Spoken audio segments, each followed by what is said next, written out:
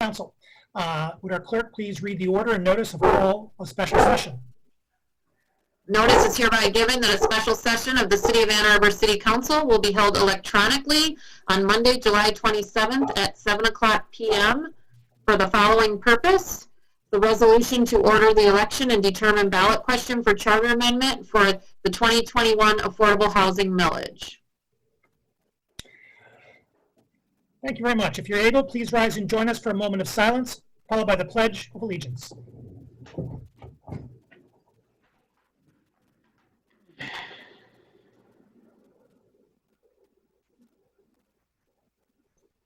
I pledge allegiance to the flag of the United States of America, and to the republic for which it stands, one nation, under God, indivisible, and justice for all.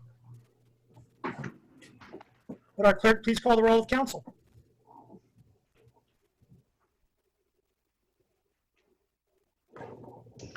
Councilmember Hayner?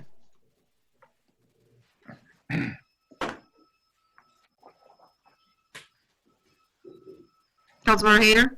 Here. Councilmember Bannister? Here. Councilmember Griswold? Here. Councilmember Lum? Here. Councilmember Grand? Here. Councilmember Ackerman? Absent.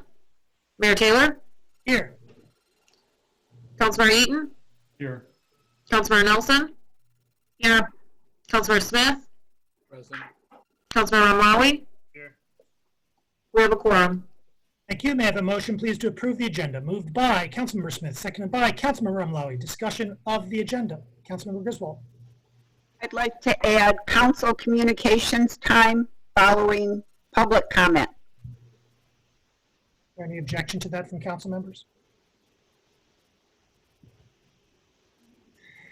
Adding council communication after public comment. Further discussion of the agenda? All in favor? Aye. Aye. All opposed? The agenda as amended is approved. We now come to public comment general time. Public comment general time is an opportunity for members of the public to speak to council and the community about matters of municipal interest. To speak at public comment general time, one need not have signed up in advance. To speak at public comment general time in this context, please dial 877-853-5247. That is 877-853-5247. Upon dialing that number, please enter the meeting code 985-4951-9810. That is 985-4951-9810. You'll be placed on the queue. When you wish to speak at public comment, you will please raise your hand by dialing *9. Please raise your hand by *9. The clerk will eventually recognize you by identifying your last 3 digits of your phone number. When the clerk identifies you, it will be your turn to speak. Speakers have 3 minutes in which to speak, so please pay close attention to the clerk, who will who will let you know when you have 30 seconds remaining. After you have 30 seconds remaining, your timer is up, and we ask you to cease your comment and give way to the next speaker. Is there anyone who would like to speak at public comment?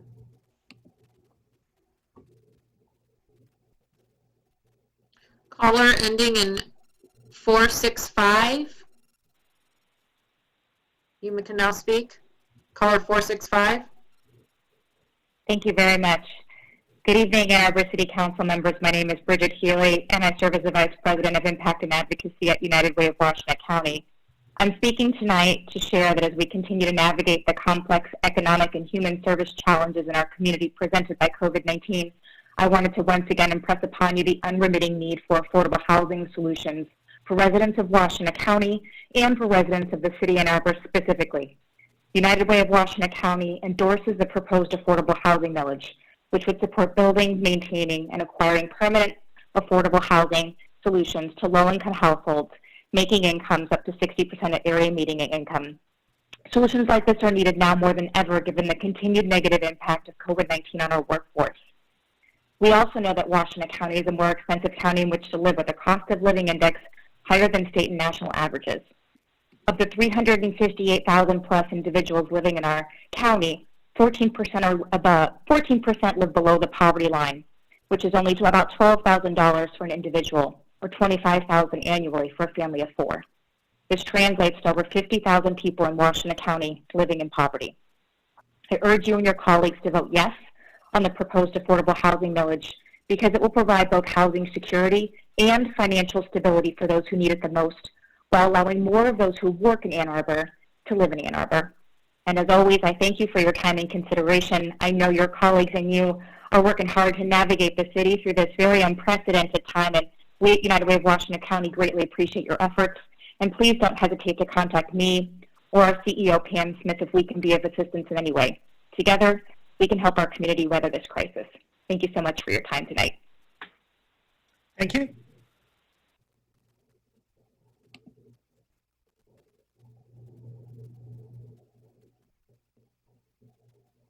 Caller ending in 677.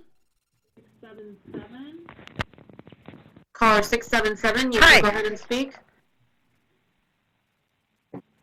Hi, this is Michelle Hughes.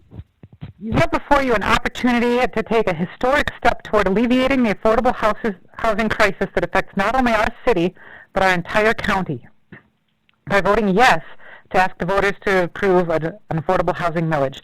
This housing crisis is something we've been aware of for many years, and we've also been aware of the solutions for many years as well. But you have the honor of being the ones that get to approve one of these solutions, and we're all counting on you to do so. It's necessary to get this proposal right. And that's why a dedicated group of nonprofits has been working out the details for many years. As a result of this work, the proposal includes some features, the importance of which might not be obvious. For example, this millage is proposed to run for 20 years and not a shorter amount of time. That's necessary in order to make maximum use of the money. The best way to leverage it is to use these local dollars to unlock available federal funding. The federal funding agencies need to know that the projects that they fund have affordable housing committed for at least 15 years. If we had a shorter run, we might miss out on the opportunity to leverage the money. And if we make the millage last for even exactly 15 years, then we'd have to hurry up and get all of our proposals ready to submit for matching grants immediately, which is impossible. That's why we need a 20-year millage. Federal funding also often requires that subsidized housing provide supportive services. Supportive services are a crucial component of providing housing to the most vulnerable populations. In order to best leverage the money, and in order to give people what they need, we must provide supportive services along with just simply building buildings. You may think that by capping the supportive services funding, you're allowing us to build more buildings, but we could very well end up with fewer buildings because we'd miss out on grant opportunities that are only available if the supportive services funding is there. Please uncap the supportive services spending. You need not fear. There's strong support for this millage in the community. The nonprofits that crafted this proposal hired a top polling firm and asked voters if they would support a millage to construct affordable housing and provide supportive services for 20 years. Overwhelmingly, the voters did support it. 77% of voters in Ann Arbor, including at least 75% of voters in every ward, support it. So this millage is not only necessary, it will be effective, and it will be popular. There's no one solution to the affordable housing crisis. We need to do all these things. We need to do a lot of things at once. But this is one high-impact thing we can do, and it provides a crucial piece of the strategy. It would be hard to tackle the affordable housing crisis without this, no matter what other strategies we tried. It'll still be hard to tackle the affordable housing crisis, even if we use this strategy in addition to any other ones you might be thinking of, all at the same time. We need to do it all, and in order to do it all, we need to do this. The time has been taken to get this right. Ann Arbor is ready. We're just waiting for you, and we hope that you're ready. Thank you. Thank you. Caller 205. Caller ending in 205, you can speak. Hey, it's Joe Spalding. Real fast here. No promise, no scolding, anything like that. I want to say, echo Michelle here. Encourage you all to get the affordable housing millage onto the ballot uncapped for 20 years. I'd like to invite you thinking about presidential politics because this is front and center with the election that's coming up. Donald Trump has made housing an issue and preservation specifically of single-family zoning. If he is elected, we're going to need as much money as possible for affordable housing because we're not going to have any help. And that's true in Ann Arbor. It's true everywhere. And Ann Arbor actually has the capability of making this happen if we get it on the ballot and the will to do it. If Joe Biden is there, we're going to get way more return on our investment because HUD's going to be able to sink some of those real dollars into your community in order to match those funds. The other thing briefly that I wanted to bring up was, given the situation that's going on across the country in the streets, Ann Arbor should consider passing a new resolution reaffirming their opposition to police cooperation, Ann Arbor police cooperation with ICE, but also at this point unidentified federal agencies or mercenaries we don't really know who's on the streets essentially kidnapping citizens for no reason, violating habeas corpus and the First Amendment, among many other amendments in the Constitution. So I do think that it is time for the cities with the will to be able to take that stand, and Ann Arbor is absolutely within that capability of taking a stand towards the, frankly, fascism that we're seeing on the streets across America today. That's all I got to say. Thanks, guys. Thank you. Caller 465. Caller 465, you can go ahead. Thank you. I've already spoken at public comment tonight.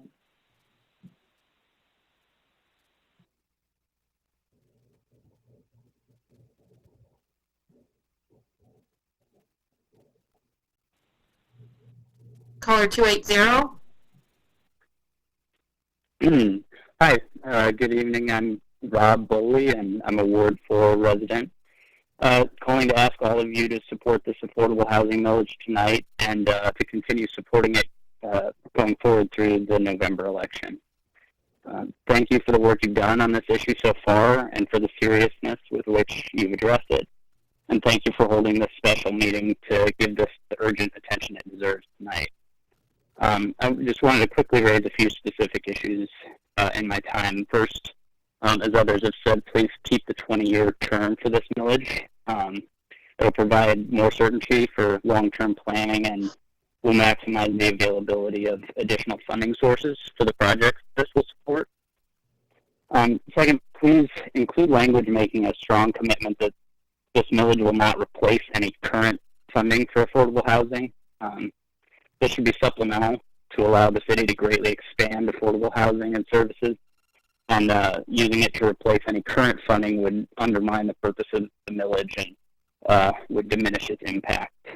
And then third, I don't think the pandemic and recession are reasons to oppose this millage. I actually think they make it more important than ever that we provide affordable housing options and services to help the housing insecure in Ann Arbor. I'm cognizant of the fact that there are people in Ann Arbor who have a hard time paying their property taxes, and I think we can and should continue to find ways to help them, like the poverty exemption that the city offers. But the burden of a modest increase in property taxes from this millage is dramatically outweighed by the good it would do for lower income and housing insecure people in our community during uncertain economic times. We set a goal a few years ago to create about 140 units of affordable housing per year for 20 years, and we've not come close to that so far. This millage would get us a long way toward that goal, so I hope you'll support it. Let's get this done and take a huge step forward in living up to our progressive values as a city. Thank you. Thank you.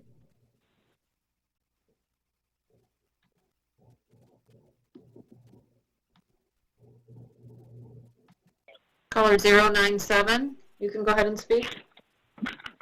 Hi, yes, thank you for providing me with the opportunity to speak. My name is Kristen Mahler, and I'm a longtime First Ward resident. I just want to reiterate what everybody else has said regarding the need for council to get this to the voters so that they can, we can move forward with this initiative. We really need it in Ann Arbor. I know many of my children's friends have not been able to even afford to live in the wonderful city they grew up in, and that's just the tip of the iceberg. So I'm going to keep it short and just really encourage you to vote to make sure that we can get this out to the voters so we can move forward as the progressive, inclusive city that we believe we are. Thank you. Thank you.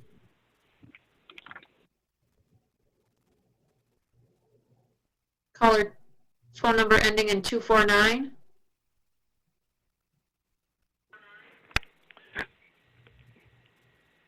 Hi, caller Hello. 249. Yes, hello. Hey, this is Glenn Ziegler on Krause Street in Ward 5.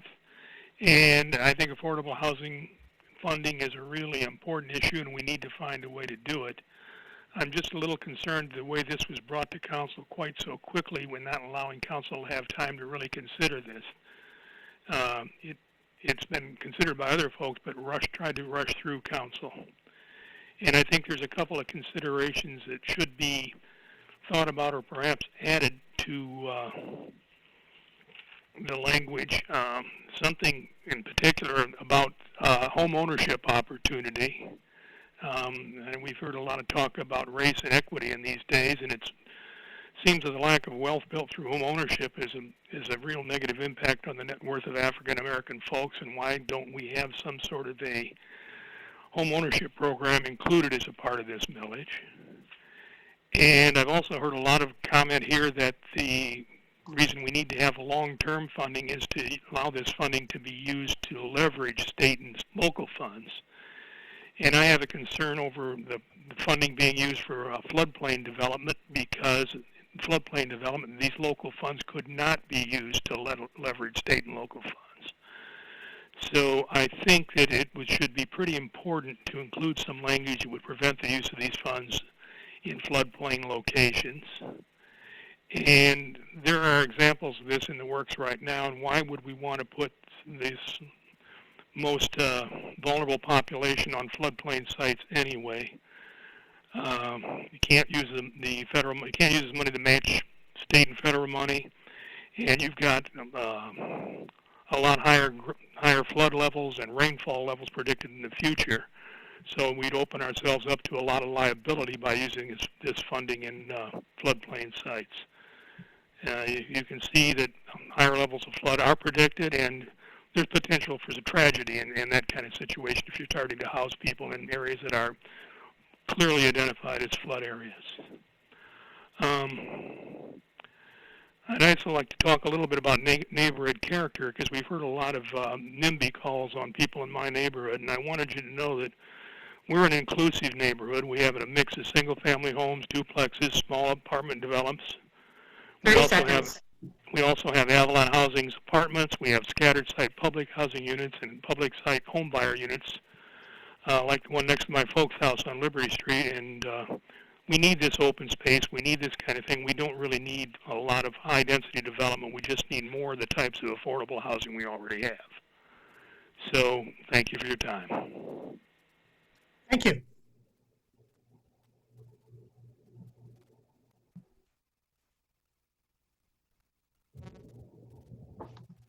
Caller 556. Hi, Ralph McKee, 5th Ward, 1116 Red Oak. I sent each of you an email in the last day or so with proposed charter amendment language a bit different than the current resolution. I support a millage to raise funds for affordable housing, but I have a different view on how to employ the funds. The biggest difference is allocating some funds to enable home ownership rather than rental housing. This focus, I know, is shared by many residents here. You just heard from Glenn Ziegler. He had the same point. I'm sure many of you speaking tonight know much more than I do about the history of racial and economic injustice rate housing. But I remember reading some Ta-Nehisi Coates a while back, and one point he made really stuck with me, that while white folks not only have been able to purchase their own homes much more successfully than people of color, but also have been able to leverage that equity to provide much more for their families, from paying for college educations and providing down payments on houses for their kids. This point was featured prominently in the presentation done by Partners for Affordable Housing with respect to this millage, but in the millage itself, there's not even a mention of that. Why not? If we allocated, say, around 30% of the funds, $1.8 million, we could pay for 6% down payments, typical for first-time buyers, on houses priced at $300,000 or less. We could do 100 of those every year. And since mortgage rates are low these days, the payments would be under $900 a month. For a $250,000 house, the payments would be under $750 a month. These are affordable for fairly low-income folks. In 5 years, we could have 500 homeowners for using only 30% of the millage funds. That's a real path to ownership. Next, I think, overall there should be specificity in the charter provisions as to how the money is going to be spent. And that should be done way in advance of the November election so that we don't end up in another 40-40-20 quagmire. I would propose 35% for the home ownership component, 35% for construction and acquisition of rental units, 15% for maintenance, and 15% for support services, but at 30% AMI or less. On that last point, I've seen a lot of advocacy for no cap on social services and a much higher AMI. Frankly, I think that's misguided. How are you going to convince a struggling homeowner or a renter, because the landlords are going to pass those taxes on, to vote for a millage that could allow the entire amount to be spent on social services for people who make more than they do, and potentially not get a single unit built? I know that's not the intent, but if you don't have some limit, you're going to have to convince voters that isn't what would happen. Thank you for your time. Thank you.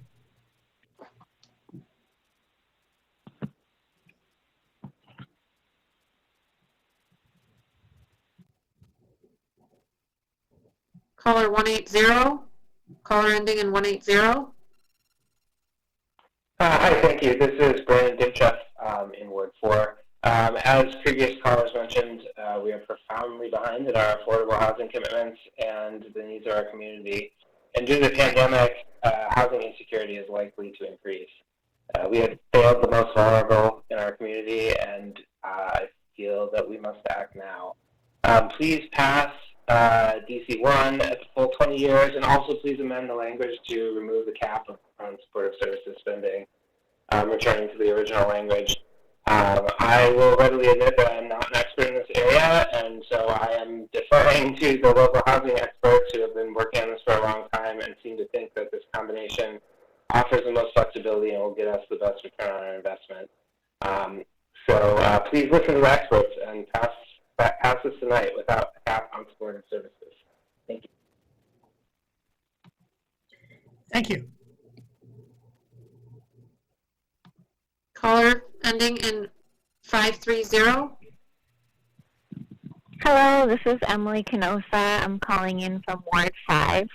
I've lived in Ann Arbor off and on since about 2002, and with some degree of difficulty because it is a very expensive place to live. But I don't want to talk about my experience. I want to talk about my father's, who is a senior citizen who has disabilities, and he too has experienced housing instability, including at a time when he needed to have heart surgery and couldn't be walking up and down stairs. And that was all we could find. In addition to that, he couldn't even afford that without my brother moving to Ann Arbor from another state to pay most of his rent for him. So it's a pretty real situation that people are living through, and I want to thank everyone on City Council and everyone who's worked on this millage for all of the work that you do to move this forward, and I encourage you all to take action quickly and table this until a future election. Thank you so much for your time. Thank you.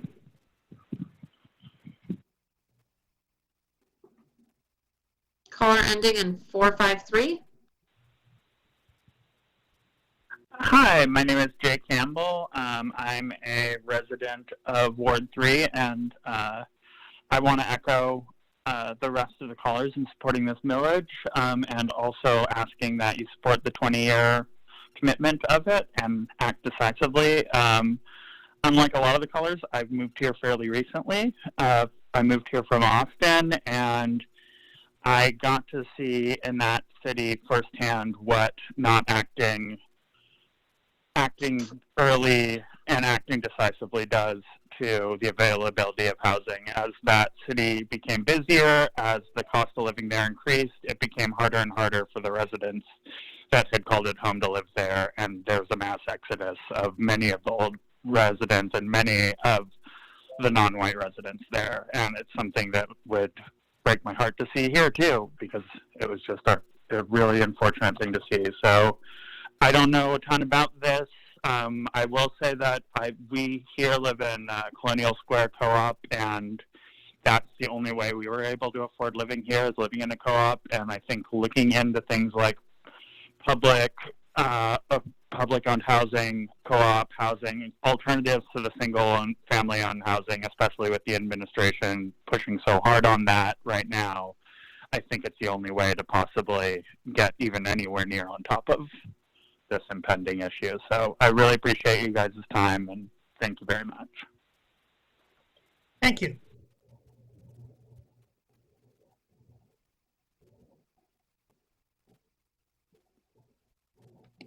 Caller 644. Yes, my name is Kathy Boris. I live at 1726 Charlton. The truth is simple. New millages push our lowest income neighbors out of town.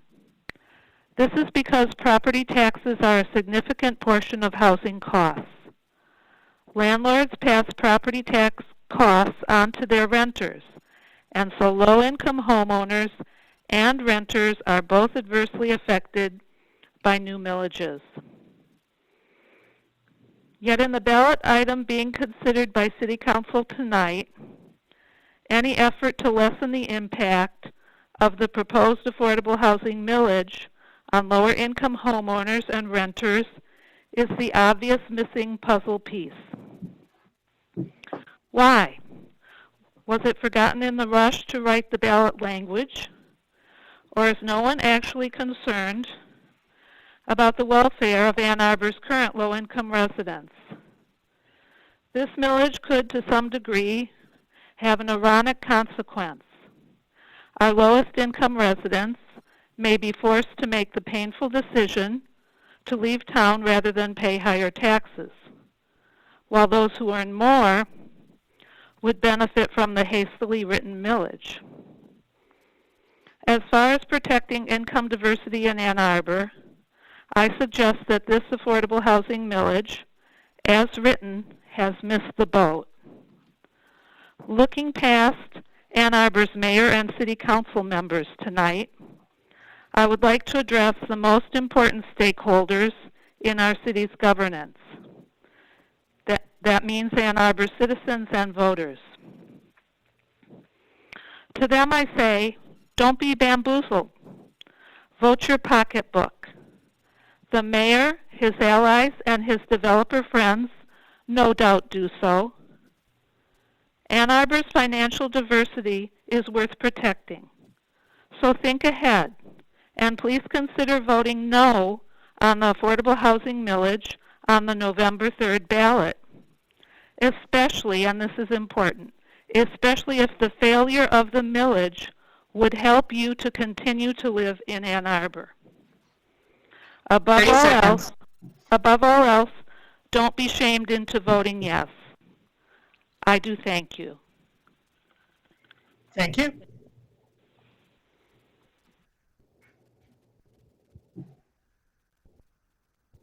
Caller 379.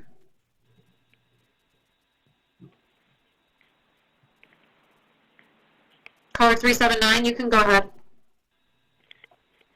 Hi, thank you for taking my call. My name is Lynn Borsett, and I reside in Ward 5. Yeah, I agree that we have a problem with rising housing costs in Ann Arbor. Regarding the millage proposal tonight, in the first place, the title of the proposed millage is misleading. It is not a millage for affordable housing. It is a millage for supportive housing. Read that, subsidized housing. Just read the text of the resolution. It is really important to use clear and accurate terminology so people will know what they are voting on. And I urge you to change the language.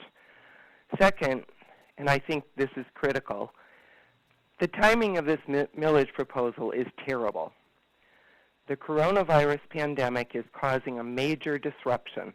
And please note that I am using one of the mayor's favorite words. In addition to our health concerns, the pandemic is causing disruption in our economy. People at all levels of the income spectrum are losing jobs and having their hours cut. Homeowners are suffering as well as renters. There is significant risk of home foreclosures as well as of evictions. The pandemic is also causing disruption in college enrollments. This is going to affect our housing market, and the outcome is not known at this time. But I think it's reasonable to think that the vacancy rate in Ann Arbor will go up.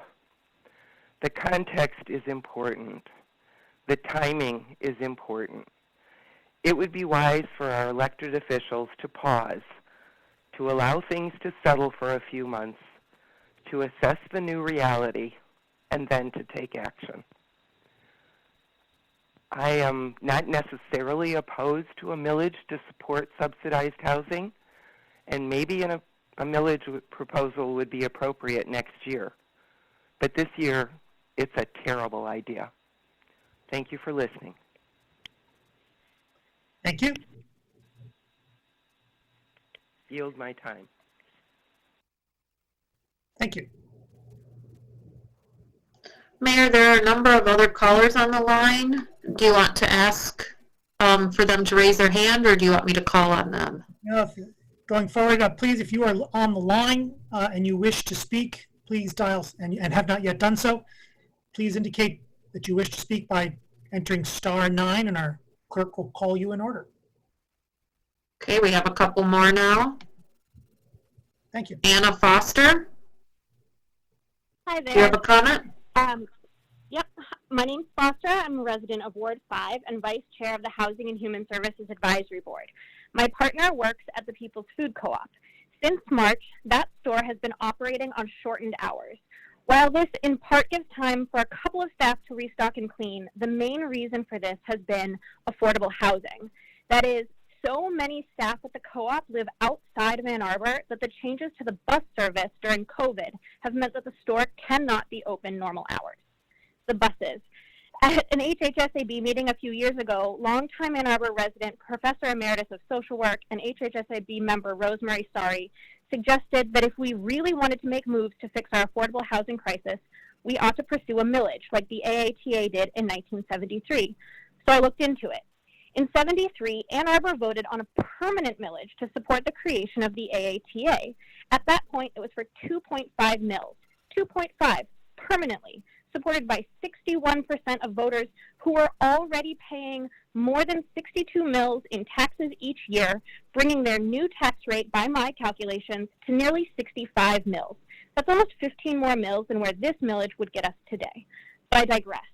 The millage before you today will not solve our housing issues overnight, just as the AATA millage didn't immediately yield the robust bus network we see today. But like that millage, an affordable housing millage serves as an important declaration of intent and a stepping stone, one that has been recommended for over a decade to improve accessibility to an Ann Arbor home address for so many. Money in hand will allow us to leverage federal dollars where we can, provide supportive services, and add about 1,500 units of affordable housing for a broad array of people, from school paraprofessionals to nurses and hospital workers, to folks in need of supportive housing, to seniors, and to folks experiencing homelessness, a group estimated to grow by as much as 40 to 45% as a result of COVID, and yes, for grocery store clerks.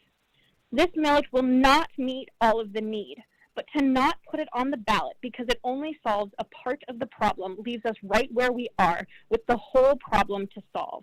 We can no longer set a perpetual millage like we did in 1973, but we can set a trend in motion that we are a city committed to addressing this issue head on, and that we will all contribute to its solution, not later, but now. Like some members of council, my income as a graduate student and my partner's income from 2 jobs place us right around 60% AMI.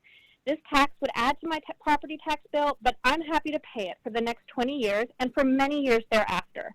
Over the next 20 years, there will be many more discussions, debates, and decisions to be made, but tonight I hope you will put this on the ballot for its full term of 20 years and allow the people of Ann Arbor to show up in November and mark their support at the ballot box, or, the mailbox if voting absentee.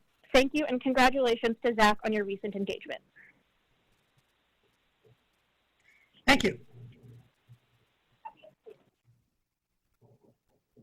Caller 132.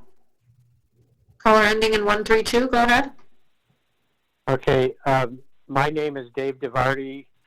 Most of you know me, if not all of you. I live at 1231 Baldwin. I grew up in Ann Arbor and have lived here all my life. I was actually a member of City Council in the late 1980s, and we were talking about this back then, 30 years ago. I've served the community also on the Planning Commission and the Downtown Development Authority and the Zoning Board of Appeals. This issue has been with me and with us as a community in my entire time here working with the community. I'm here to speak in favor of placing an affordable housing millage on the November ballot. I want to commend both council members, Nelson and Smith, for their leadership in working to bring this proposal forward to the council to consider. Several points. The free market and private for-profit developers have not and will not meet the need for housing affordable to the lowest wage workers in our community. One-time infusions of dollars into the Affordable Housing Fund is not a reliable long-term method to finance new housing and provides an incentive to accept bad developments to get a cash infusion into the fund. The city owns a number of sites or underutilized sites, and in fact is assessing or has recently assessed their viability as housing sites. With a committed annual cash flow, we can make affordable housing happen on our terms rather than a private for-profit developer's terms. This millage is a relatively small cost.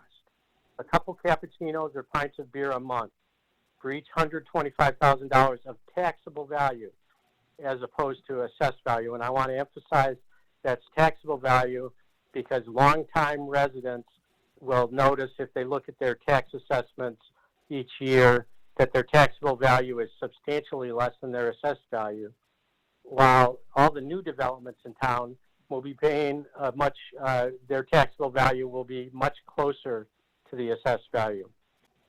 Most importantly, this funding will leverage additional state, federal, and private money to increase the local benefit. Importantly, this is also true of the money used to provide social support services to residents most in need. Obtaining federal low-income tax credit financing specifically requires identifying a source for funding to pay for support services for the lowest income residents. I'll end there. Thank you very much for considering this, and I hope to see this on the November ballot. Thank you. Thank you.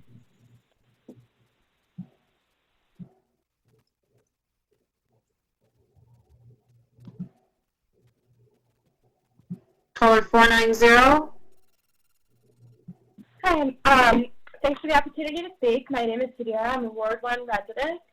I'm calling in support of the millage. I just wanted to make a couple of notes that, one, it's a really unique opportunity for our city to develop housing that's affordable, but it also breaks down barriers to housing in our community for people that fall into a range of different needs, which is part of the importance of having the service millage, or the services component of the millage. So this is working towards the goal of our community is established for a while of being truly blended, diverse, and embracing, being a place where everyone can contribute and benefit from everything our city has to offer. There's been a lot of mentioning about home ownership in particular and rental units being the focus of this millage. But I do think that kind of somewhat misses an opportunity we have here, which is to provide rental, which provides a different type of upward mobility and accessibility. Again, breaking down barriers to entry, things like access to school, close proximity to work, options for those who aren't necessarily in a position to maintain housing with full ownership responsibilities, but are able to thrive when they're in a supportive community with helpful and understanding property management. Home ownership really is a wonderful thing for uplifting people. However, it's not the only or even the best path for upward mobility for everyone. Fewer units would be built. The financing gets very challenging and complicated, and it makes the development less feasible, and it will essentially exclude people who are most in need of stable housing and all the amenities our community has to offer. This millage isn't the solution for all of our community's housing needs. However, it is a huge step towards a multilateral approach. And extending beyond this millage, we also need to be thinking about opportunities to house people at all income levels and getting that home ownership opportunity, but I don't think this millage is necessarily the right opportunity. As we need to keep in mind that when we get these dollars from LIHTC, it's not an expenditure, it's actually an investment of state and federal resources into our community. And we should pride ourselves in having a great quality of life that puts us in a position to be competitive for these applications and to be able to get the dollars and to be able to embrace the opportunity to share with other people and new people. Of all times, I think right now is a wonderful time. I mean, a lot of people saying it might not be the best time because of COVID. I think of it a little differently, where it's actually kind of the perfect time to be able to welcome people into our community rather than filtering them out. 30 seconds. Ann Arbor is always going to have a demand for housing, and we should embrace that. And yeah, again, without the services funding component, people might get filtered out. Property management needs to be equipped to dedicate the resources to people to have a truly blended population. And we need to think about, if we don't have the services component, what kind of pressure that will put and what kind of motives, maybe the profit incentives of property management when they're more resource burdened. And thank you for your time. Thank you.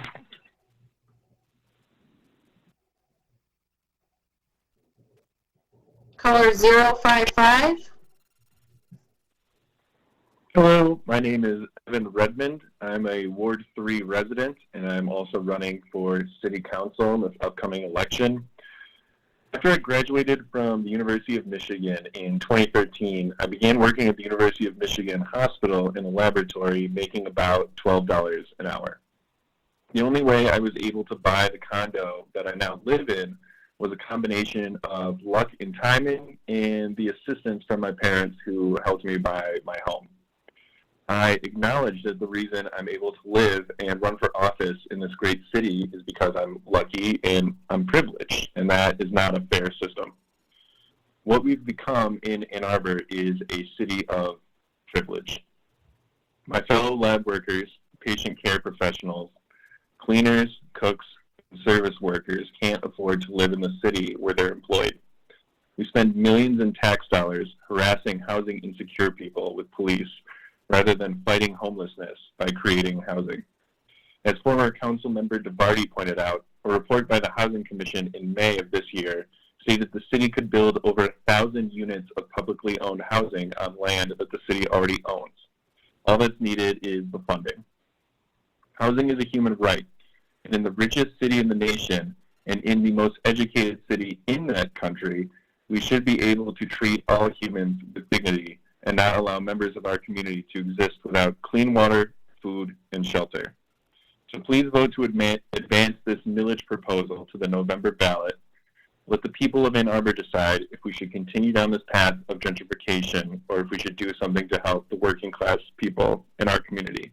Thank you. Thank you.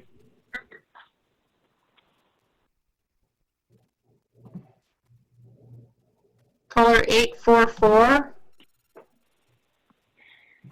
Hello, my name is Ian Robinson. I reside in the 4th Ward, and I'm speaking tonight as a resident of the city, but also as president of the Huron Valley Area Labor Federation, AFL-CIO, representing about 20,000 union members in the 4 counties, including Washtenaw County.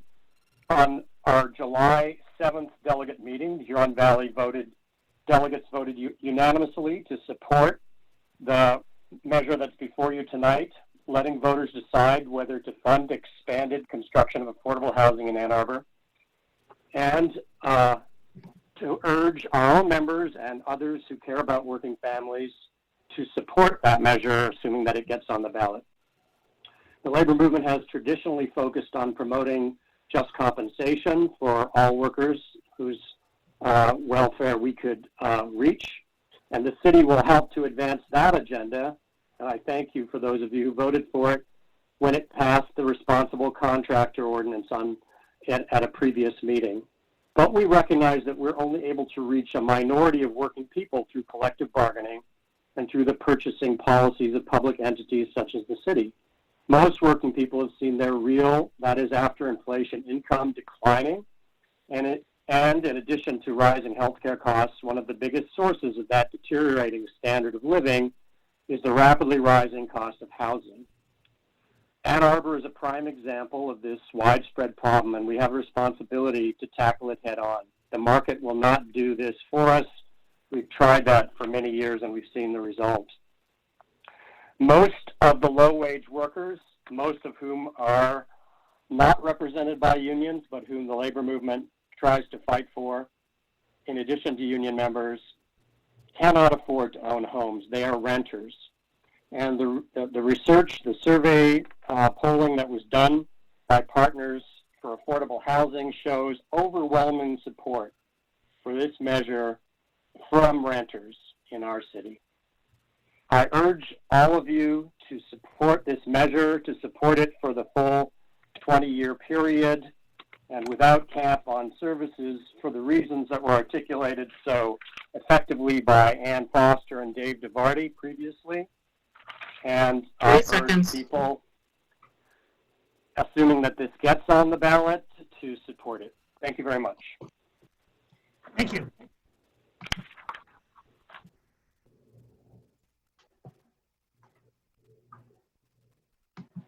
Caller 304, do you have a comment?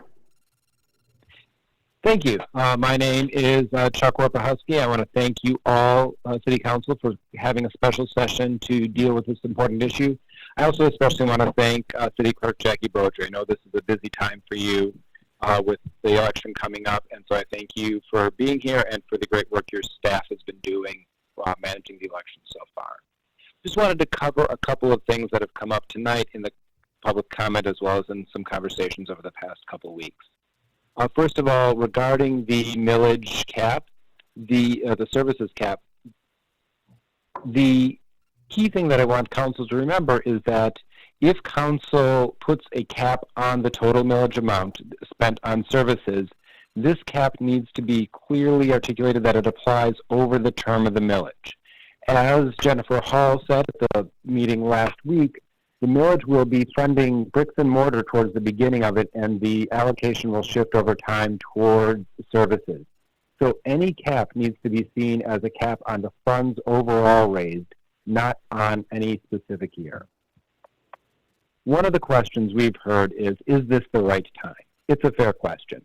We started work on this effort at Partners for Affordable Housing in December of last year, thinking that a presidential election year was the right time.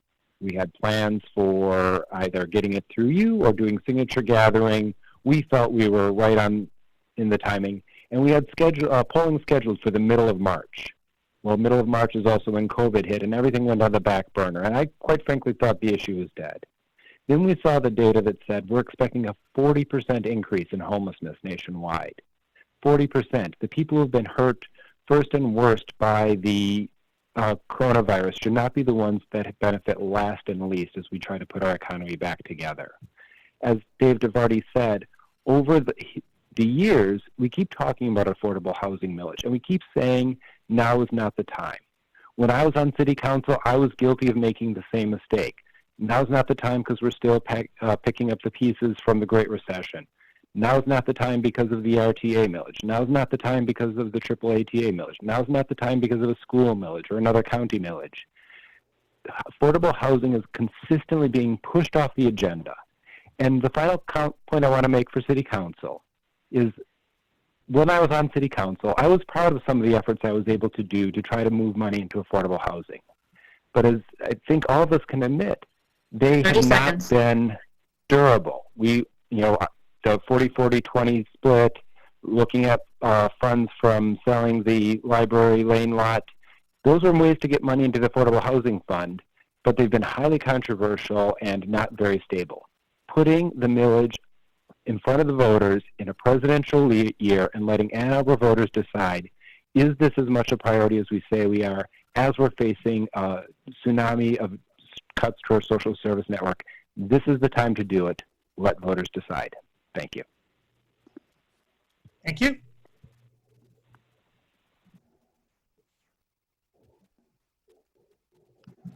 Caller 534.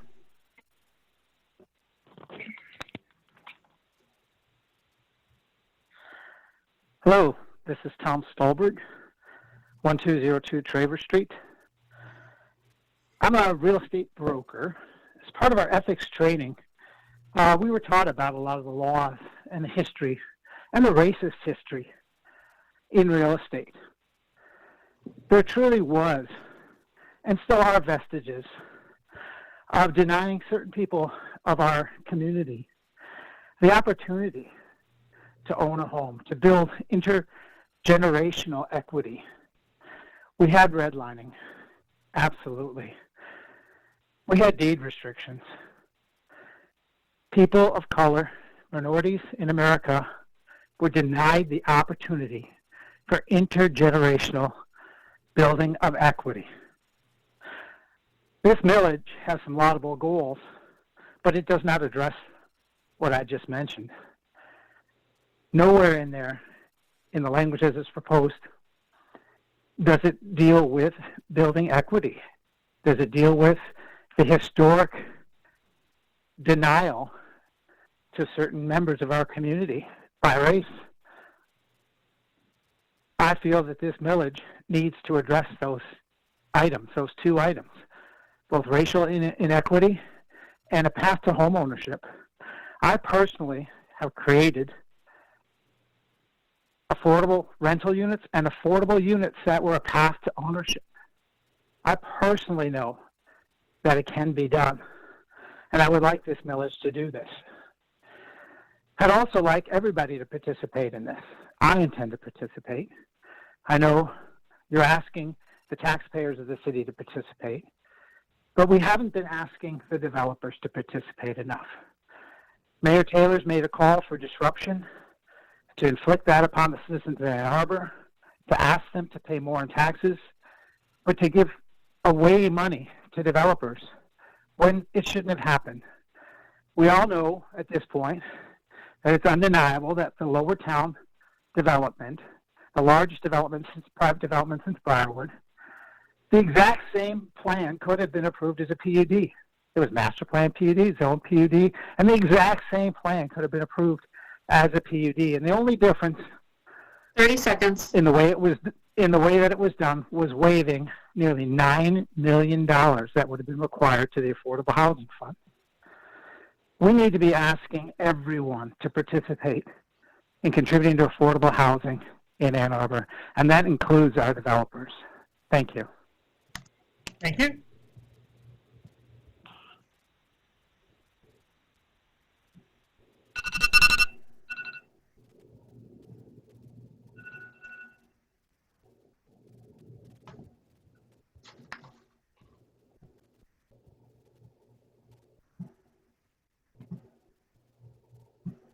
Caller 736, did you have a comment?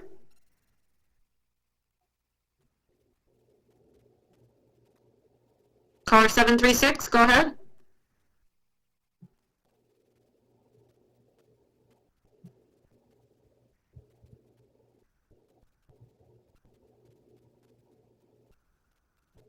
As to ownership home.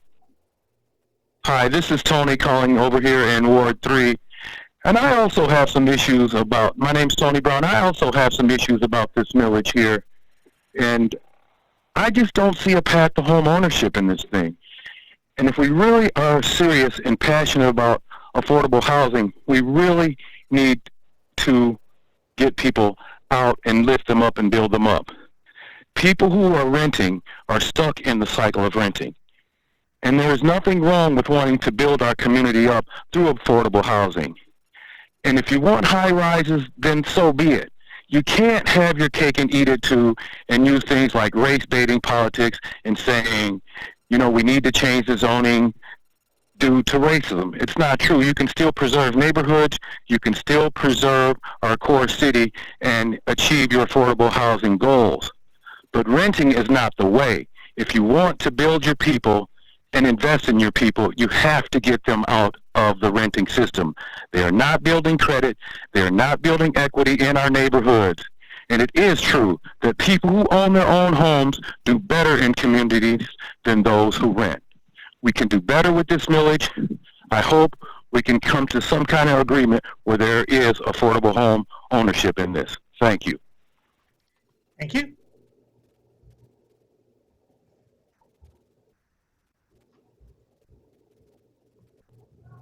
Caller 736, do you have a comment?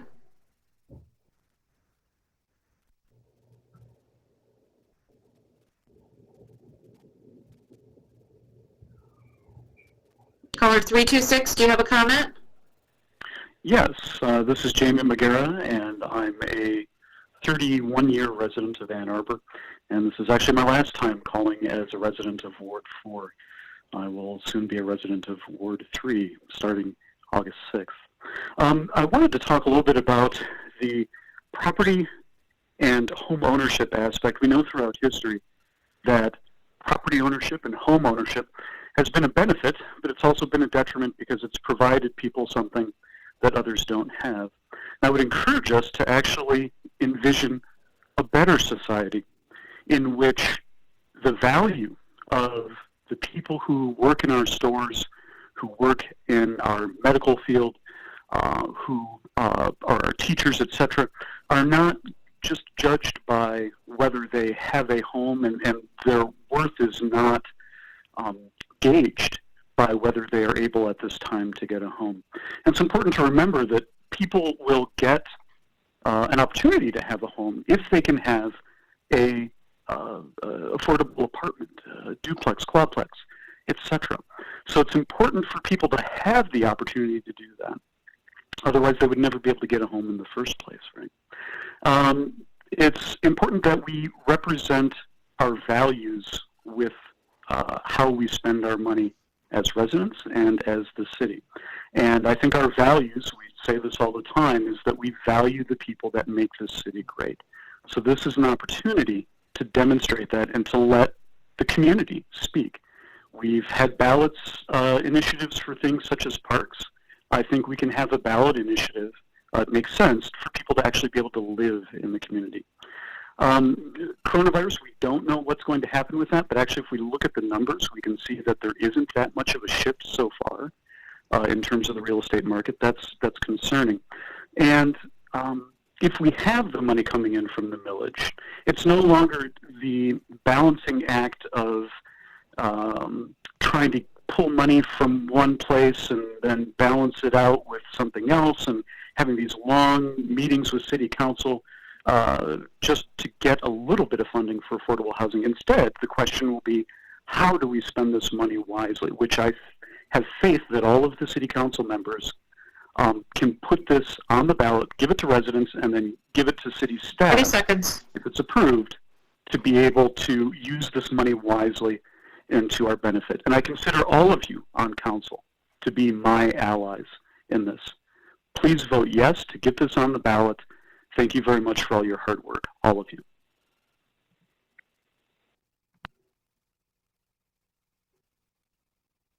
Thank you. Caller 231, do you have a comment? I believe that's me. Yes, go ahead. Okay. This is Chuck Welks. I'm a resident of Ward 1. I am a single-family homeowner. I do plan on supporting the millage in November if it's on the ballot. I just want to say, though, I'm very disappointed in the University of Michigan for not offering any substantive funds to help solve the problem they have created. They are the elephant in the living room.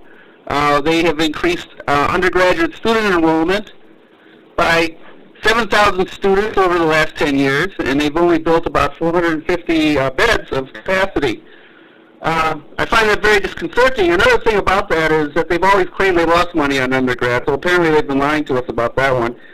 There would be no reason to increase undergrads if they were losing money on them.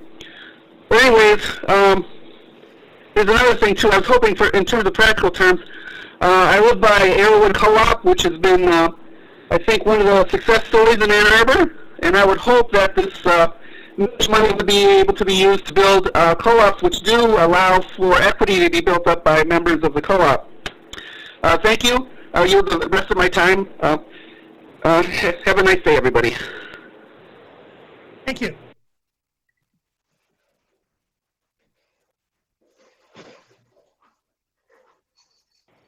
Caller 464, did you have a comment?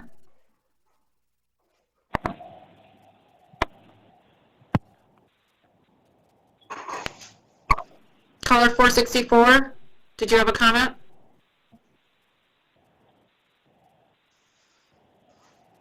If there are any members of the public who continue to wish to speak, who are on the line, please dial *9 to raise your hand to indicate that you're interested in speaking in public comment.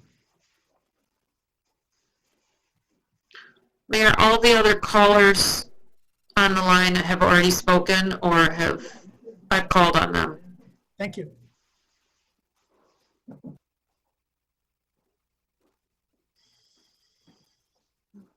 Seeing no one further, public comment is closed. Are there communications from council? Councilmember Griswold. Yes, I want to acknowledge that this is really a historic evening because we are going to move forward with a solution that's going to address affordable housing. But it's not the whole solution, and we need to continue to work not only with the University of Michigan, but we need to realize that the greatest opportunity for housing is at the federal level. Well, I'm not going to tell you how to vote in November.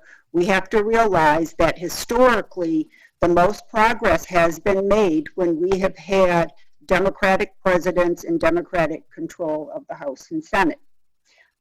Secondly, I want to apologize tonight for the negative campaigning that has been going on in this community.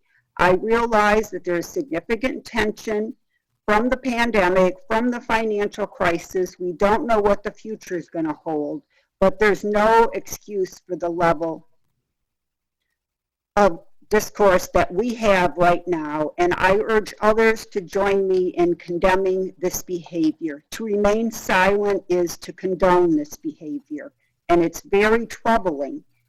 Usually right after the primary, Congressman John Dingell would have a unity breakfast and bring all of the Democrats together. With the pandemic and the loss of John Dingell, we don't have that. But we have to come together after August 4th if we are going to make significant improvements in our country and in affordable housing after November. Lastly, I want to mention that there's a lot of talk about defunding the police, reducing the police force. But what happens is we have processes in this city that are poor, and because of that, poor processes, the answer is call 911. And an example that I dealt with last week is we had some signage up that was very confusing on Beek Street. And the first response was, let's increase enforcement. When you have two people an hour making a left-hand turn illegally, it probably isn't an enforcement issue. So I just want to remind everyone that we need to look at what the workload is on our police department and try to improve processes so that we can reduce our police funding. Thank you. Councilmember Grant. Thank you. Just wanted to give an update. I'm still waiting on just a few tweaks from the attorney's office for the ranked choice voting ballot language, but I certainly still intend to bring it forward to the August 6th meeting. So if anyone has any interest in that, please feel free to reach out to me, and I'll be happy to loop them in to those conversations, or at least as many as allowable according to our rules. Also, while I appreciate Councilwoman Griswold, but she has to say, I'll tell you, please vote for Joe Biden, unlike the, away from the state of Michigan who told you to vote for the other guy. Please vote for him. It's really important. Okay, and finally, I would be remiss if I did not, although Anna Foster beat me to the punch a little bit. Over the last year, I've been asked many times why my wonderful partner in public service to the people from Ward 3 is not running again for council. And I've had to kind of keep my mouth shut because I knew he had some important changes happening in his life and lots of exciting things ahead of him. So my congratulations to Zach Ackerman on his engagement. So happy for you and Allison, and just wish you much joy and love and happiness. And it was the good news we really needed to hear this week. So congrats. And you pulled it off perfectly, it looks like. So nice work. Further communication from council.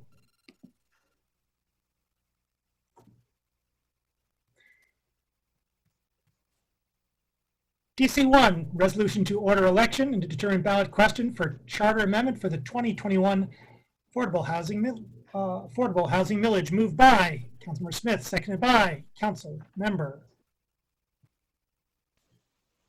Ackerman. Discussion, please, of DC1. Do we have Ms. Hall on the line?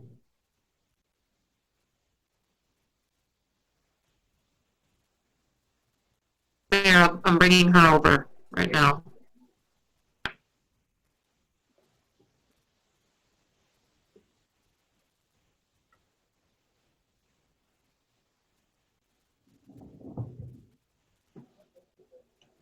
We also have Matt Thomas from the City Attorney's Office. Excellent.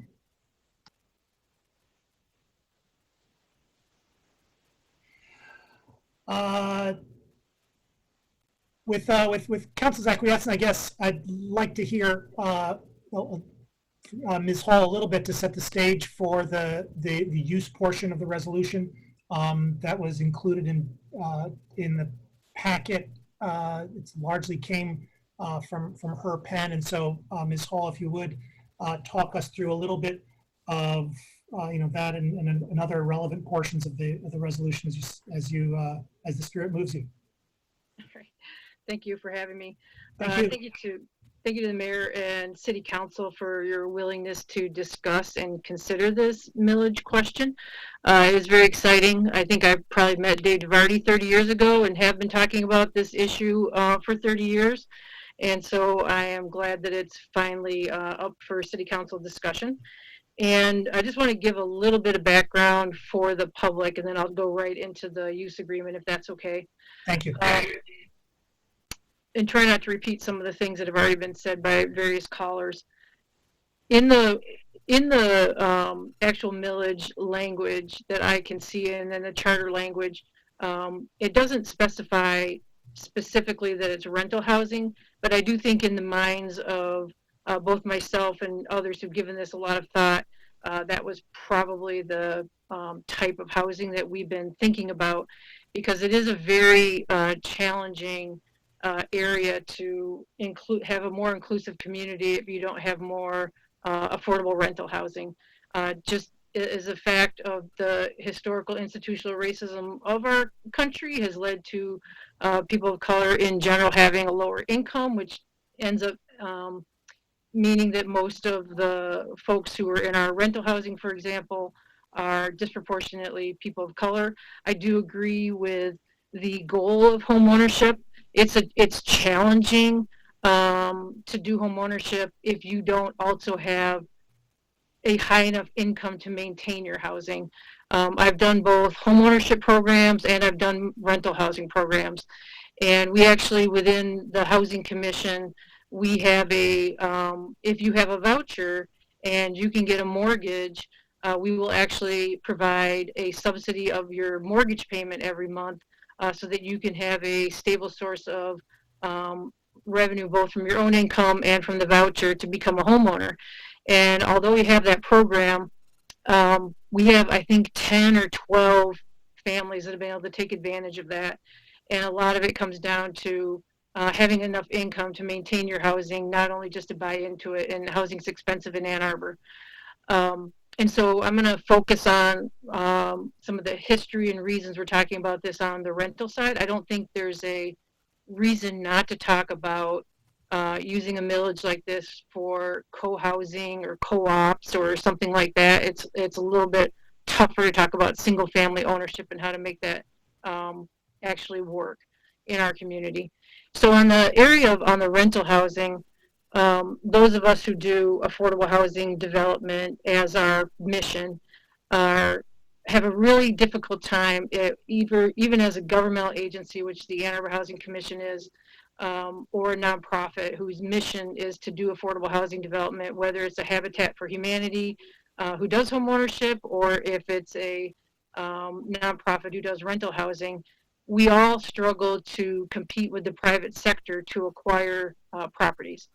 And so if something comes available in the marketplace, which is generally less expensive than building new construction, because we have to pull together multiple sources of funding, each one takes time. So all the different places I have to apply for funding, each one has its own cycle of when the RFP or the NOFA or whatever is available, and they don't align exactly with each other, and they don't align with your timeline. And so that's what led to the discussion about looking at underutilized city-owned properties, because when the public owns the property, you can take as long as you want to pull together multiple funding sources. You don't have holding costs. You don't have to acquire the property and pay taxes and sit on it for a very long time and pay all those different holding costs because the public owns it. And so that was an amazing and brilliant, I think, council decision, mayor and city council decision to actually have staff look at realizing underutilized city-owned property for affordable housing because of that very issue. So in the world of affordable housing, many people might think that HUD is the #1 source of funding to develop affordable housing, whether it's acquisition, homeownership, rental, you name it, co-housing. And that used to be true in the 50s and 60s and 40s and 30s even. But starting about the 70s and 80s, that part of our housing financing world has really decreased. And I know City Council has heard me talk about this a lot, but I just want to give background for the public as well. And so now the single biggest source of funding for affordable housing rental development is an IRS program. A couple people mentioned it who spoke earlier. It's called Low-Income Housing Tax Credits, or LIHTC. It's actually administered by the state of Michigan, but the funding is a IRS tax program where you have investors who give you cash, and then they get to write off their investment in your properties over a certain amount of time, and you have to meet all kinds of regulatory requirements. Within that world,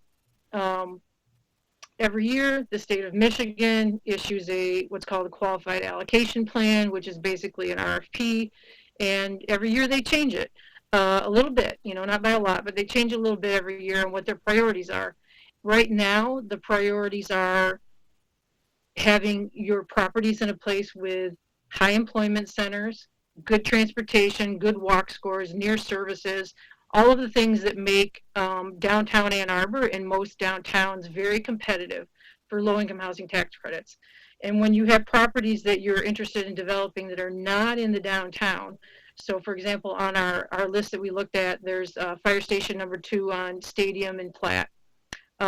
It is not in downtown. You may think it's near a bus line and there's all kinds of services around it, but it does not score high enough for the criteria to be competitive under the LIHTC scoring system in the open round where you're competing against all kinds of other developers in the state. And so there's some specialty types of rounds that you can apply for, and one of them is permanent supportive housing. And so when you do a tax credit application in the open round, the income is limited to, it used to be 60% of median, now it's 80% of median, as long as the average is 60% of median. So it's kind of at the higher end of low income. But if you do projects in the permanent supportive housing category, it tends to be and should be 30% of median or less, tends to be housing for special needs households, including homeless households. And that is the type of housing that you have to have a dedicated service funding to serve that particular renter, as well as apply for funding in that particular category. And so when folks are talking about having services, that's for a special type of housing, a special type of income level, and it doesn't mean every housing unit that is developed under this millage would be that type of housing.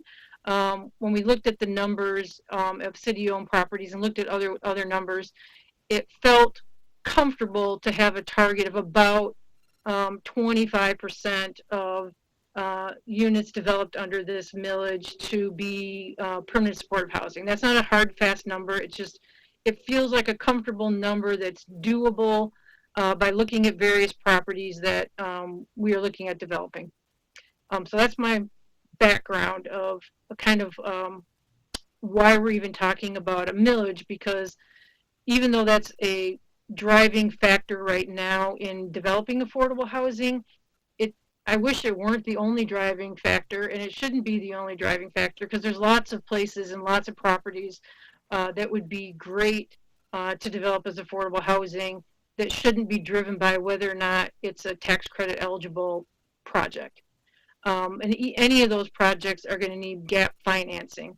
And there never should be, I don't think, any project that's ever developed with city millage funds that the millage funds are the only source of financing for the project.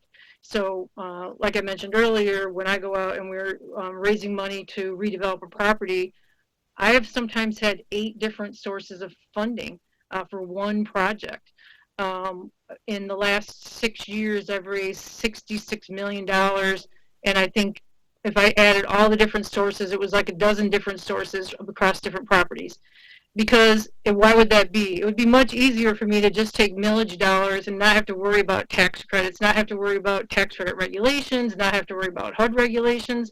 But because it's the mission of the Housing Commission and other nonprofits whose mission is to develop affordable housing, we want that money to go as far as it can. Like, we want to leverage every dollar we can so we can have more housing. Don't take the easy path, but take the harder path, which is braiding together lots of different financing and using the millage funds as that gap that you can't fill. It doesn't mean that the city comes into a deal last. You pull together a development pro forma and you figure out what likely sources you can use. And sometimes you do need to ask for local funds first in order to score high enough in other funding cycles to get other funds. But I always ask for the minimum that I think we will need to make the project work. So that's kind of a background, and I can talk to you about the actual language in the use resolution and kind of the thought process of where that language came from, but I'll hold for a second in case someone has questions about that.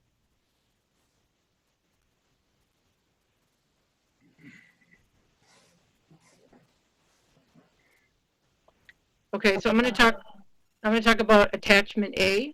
I had go ahead. Sorry, thank you. Pardon me, Ms. Hall. Councilor Lomer Hayner, do you have questions for Ms. Hall on these points? Yes, one. One, then Hayner. 2 ultimately, but 1, since you touched on this, and thank you very much for that, all that helpful background, Ms. Hall. And my question, you touched on this about the percentage for permanent supportive housing, and the amended version that's being offered struck the language relating to the units being permanently affordable. Just want to circle back on that. And again, I know the millage guidelines references a priority for projects that have long-term affordability commitments, but I'm wondering if you can further explain. I'm not following this, and when you talked about the 25% permanent affordable supportive housing, if you could elaborate on why specifically that was removed from the charter language. I might have Kevin jump in on that piece of it, but I'll give some background on what that word permanent means. I think in the sense of the way it was put in the millage and charter language is a different meaning than permanent supportive housing. Permanent supportive housing is a term of indicating that it's not transitional housing, it's intended to be permanent housing, as opposed to a shelter or transitional housing. It's permanent housing with support services for homeless and special needs households. In the millage language, and Kevin can correct me if I'm wrong, the way that it was written in there seemed to intend that the units themselves would be permanently affordable, which I am not opposed to at all. it just depends on how the properties get developed and what mechanisms, legal mechanisms you have to maintain that permanent affordability. So for example, any property that's developed that the city owns, the city can require a deed restriction. Any property the Housing Commission owns or a governmental entity, we would voluntarily put a deed restriction in place. Or, you know, we create nonprofits to be our development entity. We can put a permanent deed restriction in place. Whether or not you would be able to do that in all cases if you provide funding for a non-city-owned or publicly owned property or a non-governmental agency, I think is a question mark as far as the impact on funding. It just gives you a little bit more restriction. And I think if council decides that there is a reason to include language around homeownership, in the homeownership world, when you have a permanent affordable housing in the homeownership world, what you're actually doing is putting a permanent resale restriction on that housing. So it somewhat defeats the purpose of trying to help people gain equity in their housing, in that you can own a home, you can build a little bit of equity, it does impact your credit and whatnot. But when you sell it, you can't sell it at market rate. There's a formula in place, like at Ashley Muse, that says you can only sell it for this incremental amount more than what you paid for it. So you get a little bit of equity, but you can't get the full market equity, and that's the only way to keep things permanently affordable. And I'm gonna see if Kevin wants to add anything onto that. That is correct, Councilmember Lum.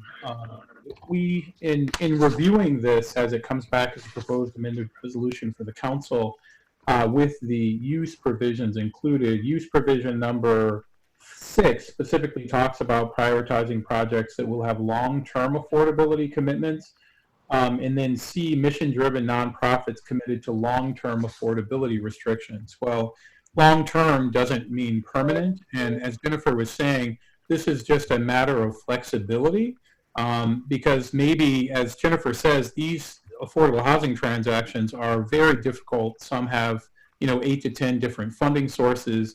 We didn't want to be the one funding source requiring affordability that's not, that may not make the deal work, or it may make it so that we would not be able to acquire the affordable housing. So, for example, if we were to, through a nonprofit, get a use agreement for 50 years, for 99 years, where we have some commitment for affordable housing, we think that that's probably a little, that's not permanent, it's long-term. And therefore, we, consistent with sort of what the use is that's being suggested here, we remove the words permanent so that it would be clear, so that those types of arrangements could still be done, something slightly less or less than permanent. So it would certainly allow that. And I think, I'm sorry. No, I'm just trying to drive through the queue to get to your assessment of the use restrictions, then on to the council discussion. So I want to keep this flowing if we can. Councilmember Hayner. Yeah, thanks. I have some questions about the use restrictions, but I'll ask my generic question here.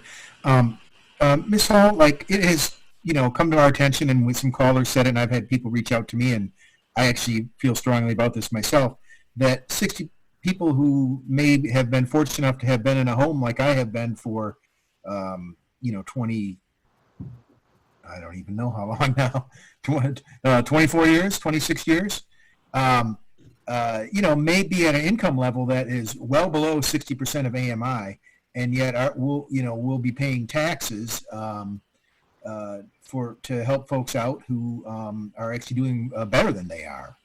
And so is there a reason that's set at 60 in the charter language? And you recall our initial conversations when I joined council about holding the line on these numbers, and I'm just wondering if 60 is too high for us. Well, I don't know specifically where the 60% AMI is, but I would imagine it's matching with the 60% AMI language that was in council resolutions that directed us to look at the city-owned properties as the income cap. And I think, it does raise an interesting question, because as a homeowner, depending on how long you've lived in your home, depending on, what you purchased it for, and what your taxes are, you may have a higher cost burden or than somebody who makes more than you, but you may have a much lower cost burden because of just the length of your living in a home is a big factor if you haven't, taken out home equity loans and things like that, where renters don't. So I think 60% to me is I think it's a appropriate target in that the goal is also not to have large, one of the projects we're looking at is the 350 South Fifth, the former Y lot. If we have, 200, 300, 400 apartments, however many it ends up being, we don't want them all to be at 30% AMI. It's good to have a mixture of incomes. And frankly, when you look at how you do your rent structure, I'm about to go really into the weeds here, but when you look at your rent structure, if you set your rents literally at what somebody at 10, 15, 20, 30% of AMI can afford, it will be less than your operating costs. So if the rent is $300 or $400 a month, it's going to be less than what your operating costs are. So we set our rents at levels that are higher than that, but we make sure we have rent subsidies, which is completely different than a development subsidy to acquire or build a unit is very different than a rent subsidy. So when you're really trying to target folks at 30% AMI, you're not doing it so much through what your rent cap is, you're doing it through your income cap and by having rent subsidies, vouchers on those units. And so you have to have the rent set at a higher level in order to cover all your operating costs. Does that make sense? Sure. Yeah. Okay. All right. I was just wondering about that because it just when I looked at what the AMI was, and it just seems like for a single person, you're going to have what we had happen today when the wait list opened up for the one unit in the Lower Town development, where I had a friend who was downsized out as his apartment is being remodeled out from under him. And he was number 54 26 minutes after it opened. Wow. And so there's already 54. He's 54th in line for the one quote-unquote open market or developer-provided affordable housing. I know there's going to be 8 ultimately in there, I think. But those are 6, I believe those are 60 to 80 AMI type apartments. And so obviously there's a need there. And yet, like 60 AMI for a single person is it's a chunk of, it's somebody making, 21, 22 bucks an hour. And so,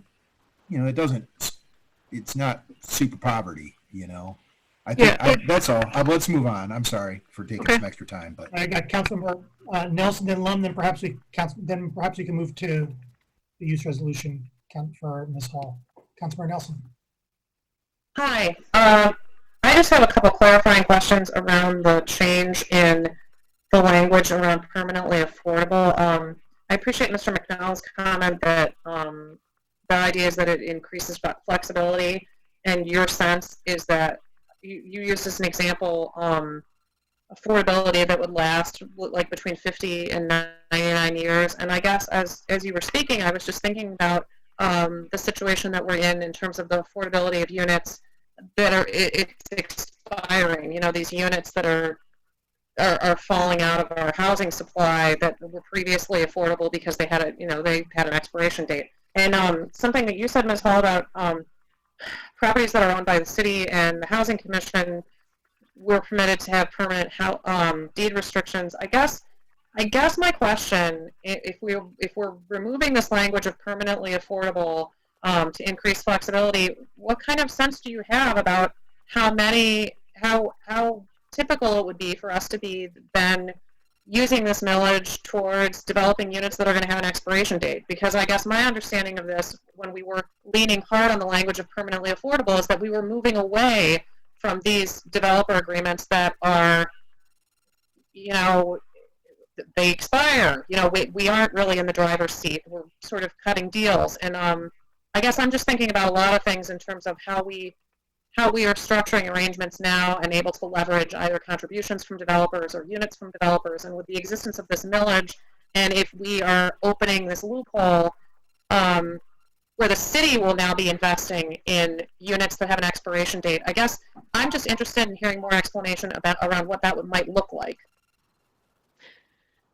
I guess I'll start from a bigger picture discussion, which is I would foresee that the way that this millage would be allocated each year is we would start with city-owned properties that we're already looking at that we know we can put these permanent use restrictions in.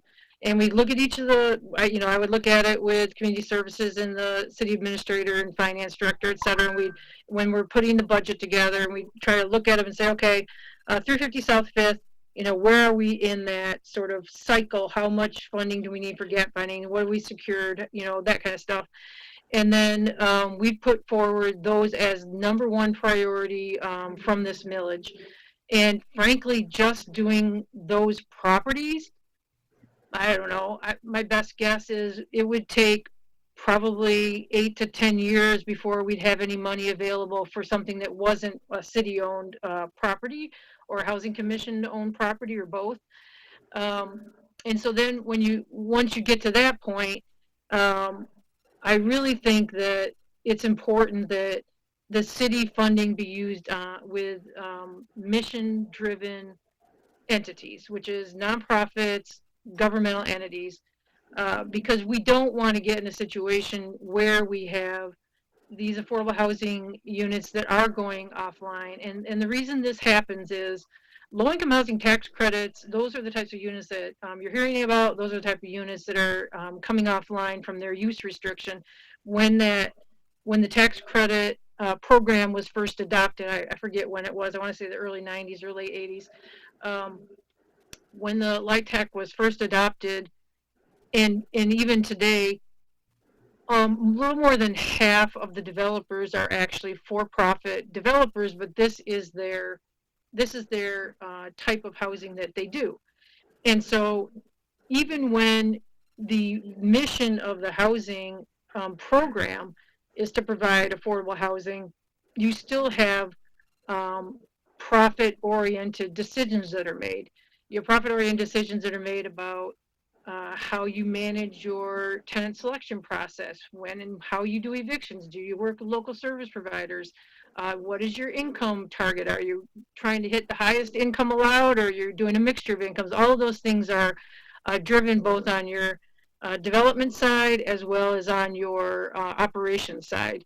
And so in a market like Ann Arbor, and we've had conversations with the state of Michigan, they're not seeing tax credit projects everywhere in the state convert to market rate.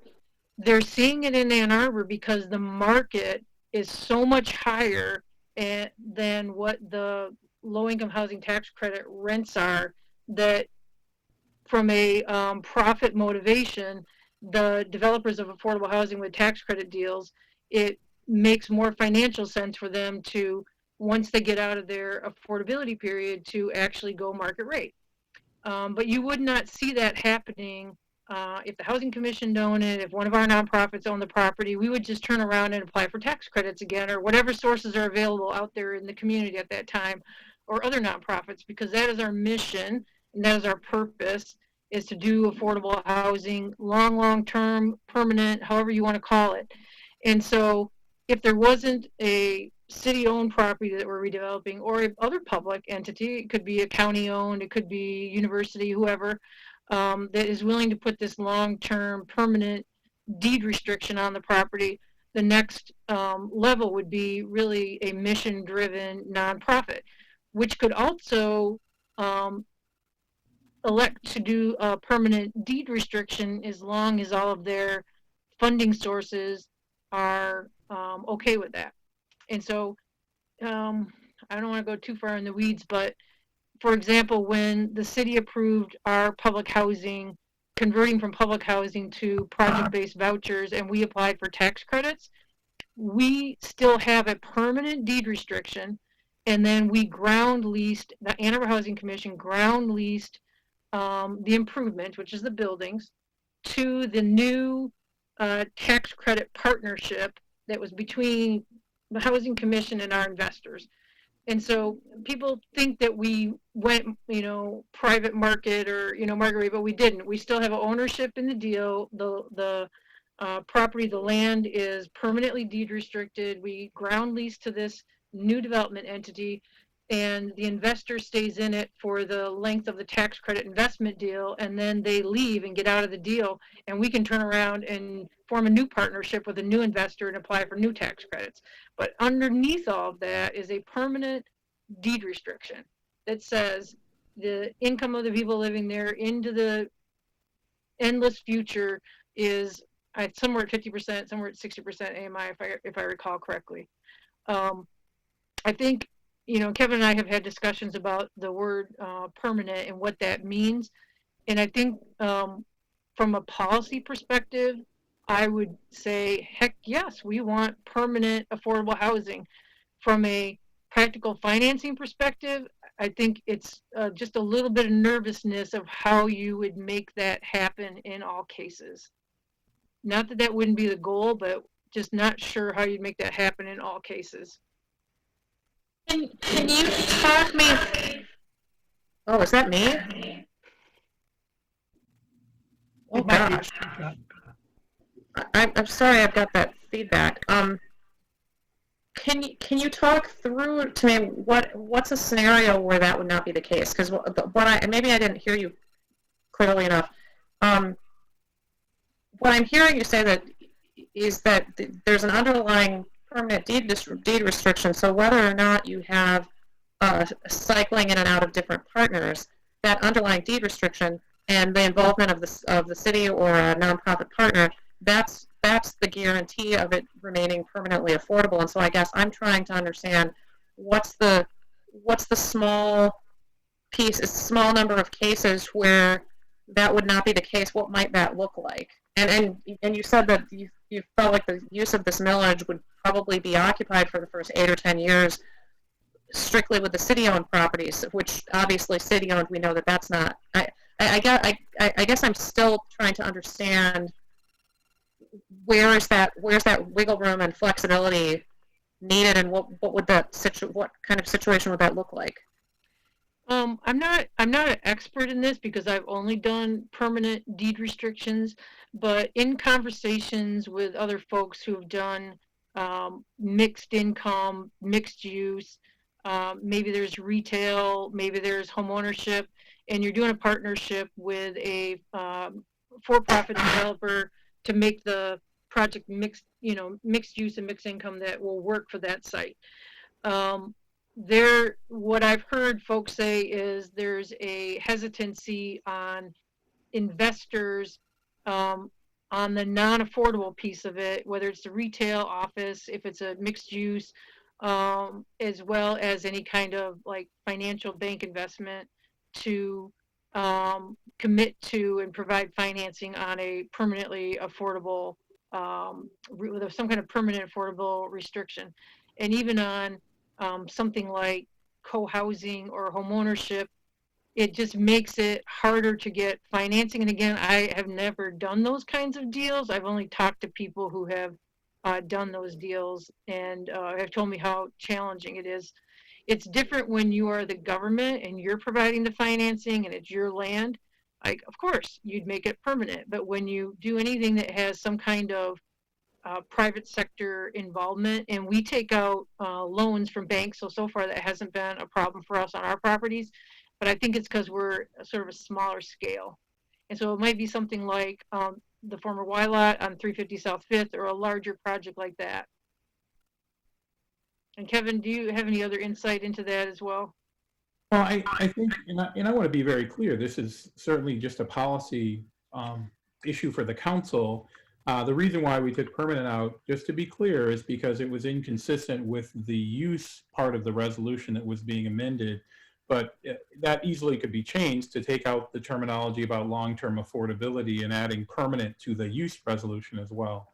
But I think, in terms of, I think my perspective is the same as Jennifer's in the sense that when we go into these transactions, her RAD conversions, and other transactions, it's very different when the city owns the property. We have sort of the ability to control what happens to it, and usually it's easy to get to put in place a deed restriction. I guess I would just offer that if this was a tax credit deal, those tax credits go for 15 years or 30 years, or there is some life or financial structure to the deal that's shorter than permanent. You know, if we use the phrase permanent, it may, and I'll say may, prevent the city from being able to get affordable units in whatever that construct is for whatever period of time that is. And I think that's why, as I said, it was a matter of flexibility, just not knowing over a 20-year span what types of arrangements were going to be there. And yes, there certainly is a decision for the council to be made about whether or not, you know, 50 years or 25 years or long-term affordability is enough. Ultimately, all of these transactions are going to come back on a transaction by transaction basis to the council to make that decision as well. Thank you. I want to leave space for others to ask questions. Councilor London Rumlowy. Another question I have, thank you, is how the 20% maximum for social services is measured. I'm wondering if it's measured as up to 20% in a given year or 20% of the cumulative expenditures to that point. I think that's up to city council on how you want to track that. I would advocate for 20% over the life of the millage, because you need services annually and you need capital funds up front, you know, for the first couple years during construction and whatnot. And so you really, if you had a cap of 20% up front, it doesn't mean you'd use it in the first couple of years, whether you had a cap or not, because you're really focusing on the capital expenditures once the property's built. And if it has supportive housing and you have services that are attached to certain units, then you could allocate the first year that the services are needed. You could set aside 15 years worth of funding, but then it takes away funding for capital expenditures that year. So I would advocate that if you're going to put a limit, whatever that limit is on the services, that it be over the life of the millage, and it could be a rolling amount, or however you would want finance to track it. Sorry. Okay, thank you very much. And given your recommendation, I'm wondering if, because that's not clarified in the proposed amended resolution charter language, Mr. McDonald, if, yeah, you know, it's something to think about before we vote, because it, you know, potentially, if we can insert language to make that clarification, I think that would likely be a good thing. Perhaps let's do this. Let's go on to Councilmember Rumlowy for his question. Mr. McDonald, if you would be so kind just to figure out what language, what an amendment that could best affect that within the constraints that we have. You want it read over the, I just want to make sure that we're clear that you want it to read to be used over the aggregate, the 20% over the whole period. That an amendment will be brought to that effect. Okay, I will send that shortly. Thank you. Councilor Rumlowy. Thank you, Mayor. Yeah, we're all exhausted, I think, with the flurry of activity that we've been facing and under the last week regarding this issue. I'm uncomfortable with striking the language permanently from the ballot language. I believe that, you know, if we're looking for those exceptional cases, there are other sources of funding we have for affordable housing. This isn't going to be the only stream of money we have for affordable housing. So I really think it's important to give the assurances to the voters that this is going to be permanent. It's not going to be taken advantage of down the line. I don't think it's the intent of this council or any other council, but I think the voters need to be reassured that in language when they go to vote, that this is for permanent affordable housing. The arguments made to strike that language don't convince me. I think we have other sources of money to deal with those outliers, and that's how they should be addressed. And if it doesn't fit, sorry. We need to be very good stewards of the taxpayers' dollars, and so it gives me heartburn to think of removing it.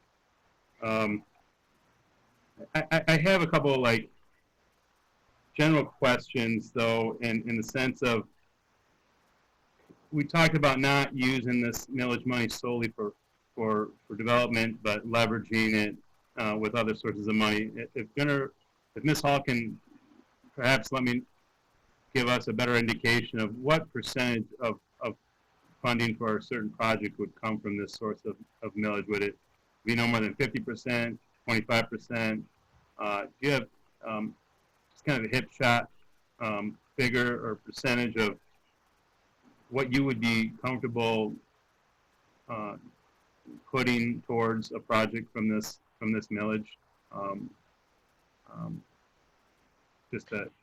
Sure, I think of it a little differently than toward a project, because it depends on what the project is. If it's a mixed use, mixed income, I wouldn't want to have a hard and fast rule of no more than 25%. I think of it more of a per unit subsidy, and in only the units that are restricted towards the income that we're targeting. And so if there were a mixed use or mixed income building, the millage would be prorated and only used for the actual units that are allowed under the millage, as opposed to some of the other units. And in that case, typically, I'm going to use a couple of different scenarios. So typically in a tax credit deal, the tax credit financing can provide 60 or 70% of the total development cost that we've done, where 100% of the units were affordable. 100% met the requirements of this millage.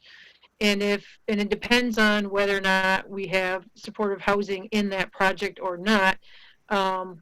We've also been able to secure funding from other sources, and that left about a 10% to 15% local contribution for those units that were eligible.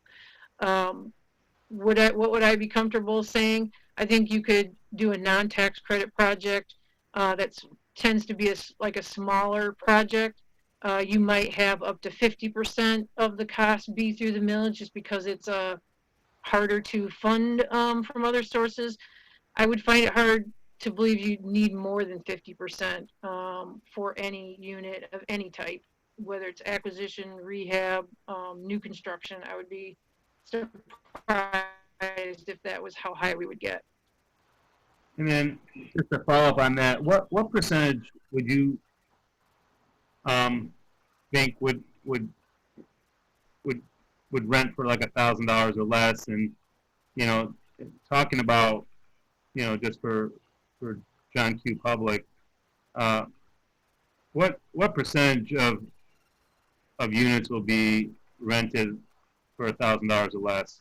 Would you be able to get 3-bedroom? I mean, I guess it's kind of a loaded question because it depends on how it's coming, but what are we looking at as a number percentage-wise for that amount of money? All right, I'm just going to look at today's numbers and give people an idea. So an efficiency at $1,066 is at 60% AMI. That includes everything. It includes all your utilities, so electric, water, sewer, gas.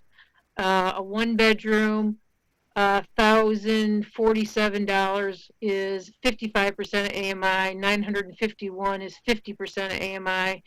A 2-bedroom, 40% AMI is $914, and 45% of AMI is $1,028.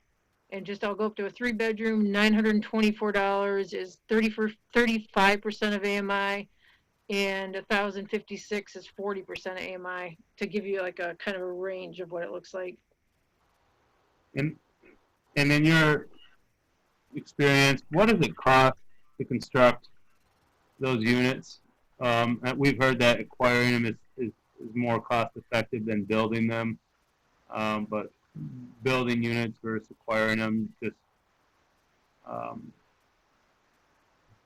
I do, yeah, I do believe, I did look at, the assessor provided me with the sales history of the last, I want to say 3 or 4 years of apartments that were market rate that just sold in the marketplace. And the larger the apartment complexes, the less the per unit costs were. And I want to say they ranged from about, I think the lowest was somewhere in the 85,000 to up to about $220,000 a unit. That's purely acquisition. That doesn't tell me anything about the condition of the apartments and how much renovations needed to be made after acquisition. But that's kind of a range of what has been out in the community. And then on the new construction, on the projects we've done, we've been a little over 200 and between 225 to 250 an apartment, $250,000 an apartment new construction. Mind you, we've done 1 bedrooms all the way up to 5 bedrooms, so that's the average. And so if you're doing new construction of all 1 bedrooms, it would be much less than if you did a 5 bedroom apartment. Do you have a square footage cost per square foot? $200 a square foot. Do you have any idea? I have to look. If you go to another question, I'll look it up. We don't track it like the private sector in square footage, but we have that information. I just have to look it up. I appreciate it. And I'll come back to you. So yeah, I don't have any more questions. I want to move the conversation along and provide council with the opportunity to propose amendments and vote and et cetera. But I don't know if Jeff or Ann has a question. Yeah, I got Councilmember Bannister in the queue, and Mr. McDonald, if you could also put together a draft amendment that addresses the long-term issue versus short-term, versus permanent. My suspicion is that a council member may want to bring that as well. Thank you. Thank you. Councilmember Bannister. I've got about 7 questions, so I'll kind of run through them quick, maybe so for Jennifer or possibly Kevin. I've received lots of feedback from residents about this path to home ownership and how important that is for people's personal finances. And so, Jennifer, you described that we do have a voucher plus a mortgage system. And do you see a way that we could strengthen this millage so that it would provide a continuous path to home ownership for those who aspired to that? Again, I don't think you need to change the language of the millage. I don't think it prohibits home ownership. There's nothing in the language that says this is for rental housing. So you could do that whole range of housing types. I would be very wary of dedicating X% to home ownership. It's a very tough market to do home ownership. Your incomes have to be much higher. I don't think you'd be very successful at 60% AMI or less. Habitat for Humanity has had themselves to go up to higher income caps, and they're about the most affordable type of home ownership model there is. It's just very tough at those income levels. But I don't see why you couldn't add into the use language just clarification that it can be used for co-ops, co-housing, home ownership, whatever kind of models. Okay, hold that thought, because I think that's important, and I'd be interested whether other council members are interested in that. I also received a lot of emails and phone calls about the floodplain issues, about how we don't want to put the vulnerable people in the floodplain and subject them to a tragedy. To make this millage successful in November, would it be advisable in your mind, Jennifer, to put in language that we will, and also to leverage it with the state and federal funding, that we put in language that we would not be pursuing this in floodplains, so that the voter in November could feel confident that we wouldn't be putting vulnerable people in the floodway? I mean, the city already does not allow construction in the floodway floodplain through its building ordinance. I don't know if it's zoning or building. I'm not an expert on that, but it already does not allow that. And for example, like 415 West Washington is being built above the floodway. So not sure what if that would take care of it in and of itself. So I don't know. I know the city already does not allow it to be built where you could be flooded. And also, going back to the home ownership angle, I think if you're going to talk about home ownership and you're also going to talk about permanent, it's very much trickier to do permanent home ownership than it is to do permanent rental. And so if the permanent part is the most important piece, it might work with a co-housing or cooperative type. If the co-op or co-housing legal entity is willing to put the words permanent in their deed restriction, it would be very challenging to do as a single family home without a permanent like resale formula, which, as I said before, is different kind of restrict your equity that you have. Okay, well, I am interested in pursuing cooperatives and co-housing in this because I hear every day how much people love our Arrowwood cooperative housing co-ops and how we need more of it and modern versions of it. So yes, this could be an important angle again in our efforts to make this successful in November at the polls. Poverty exemptions and gentrification. That concern has been raised a lot, that adding a new millage, even as Mr. DeVarty pointed out, if taxable incomes are less than the assessed values, even with that benefit built in there,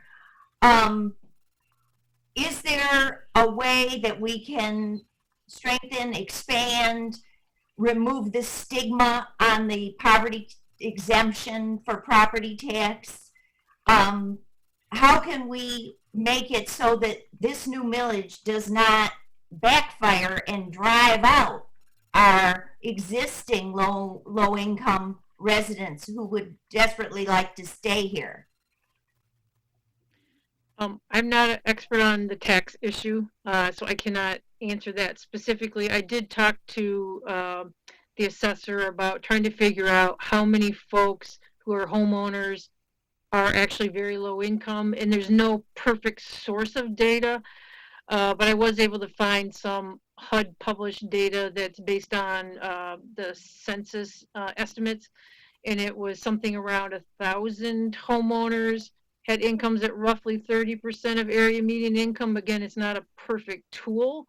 And that 30% AMI roughly is equivalent to 2 times the poverty rate, depending on your household size. So that seems a rough idea of how many households that would impact under our current code. That's the extent of my knowledge. Do you see a need to, in your professional experience, for us to try to protect some of our existing residents who may be housed in a rental or a home and are worried that if they say yes to this millage, they will be forced to leave? I don't have enough knowledge about that to be able to answer it. I know that people are forced out of housing all the time, every day, or can't live in Ann Arbor for a variety of reasons. I can't specifically talk to that. I don't have expertise in that area. Okay, I am worried about that one.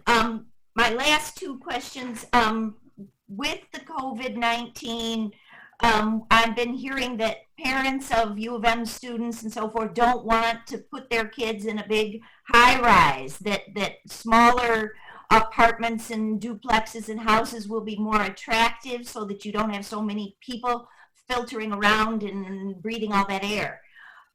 Do you, Jennifer, have any indication that vacancy rates in Ann Arbor are actually going up?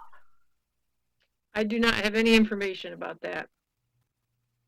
I think a council member had mentioned that in Washtenaw County, our population is actually currently going down. But I don't have that statistic at my fingertips. But if our vacancy rates were to be going up, what would that mean then for this millage money coming out of people's pocketbooks?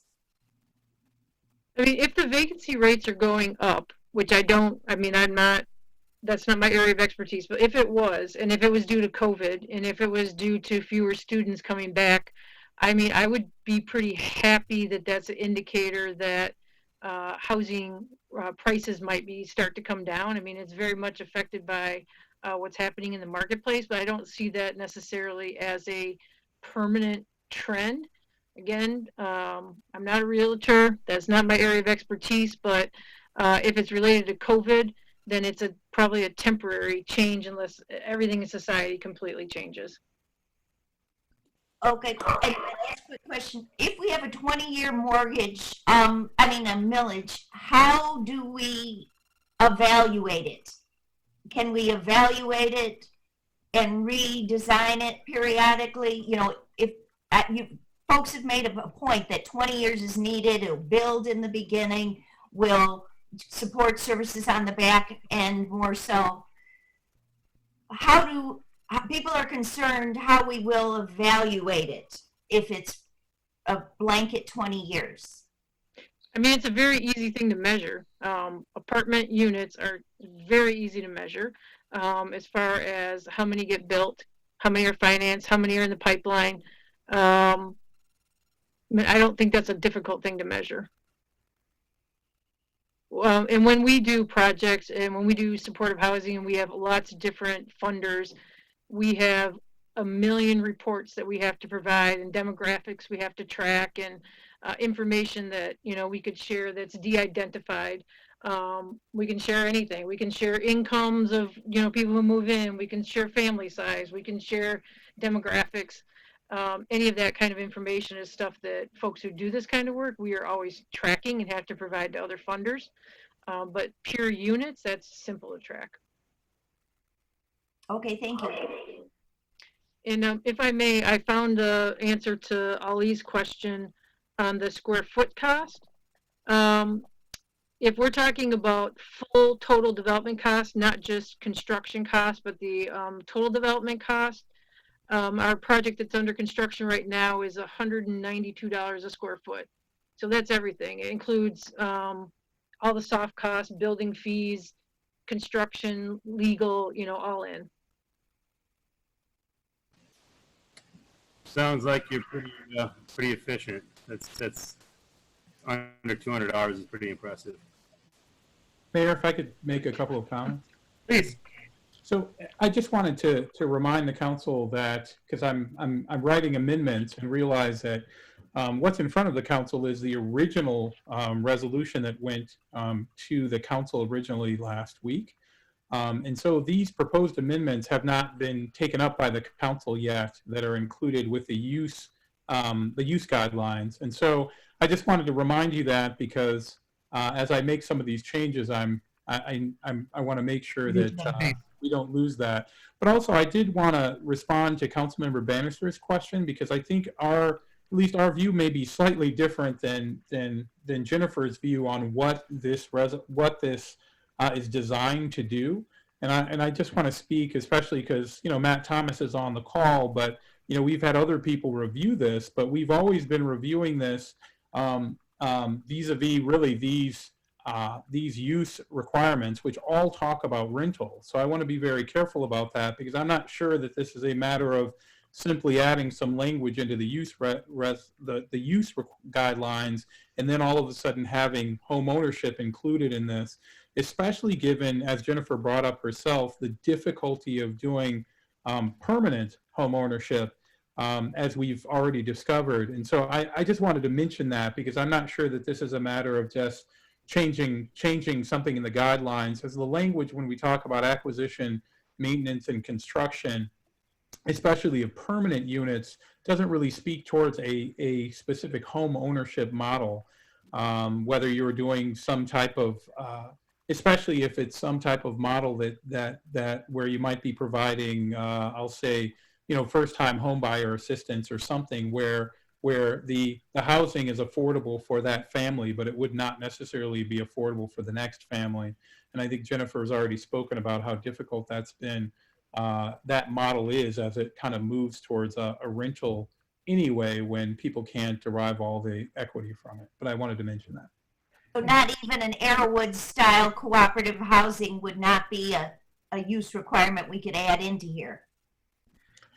I think that might be a better. I'm gonna look towards Jennifer on that. I think that would be a better example of something where if there's a way to require it as permanent, since we were using that terminology.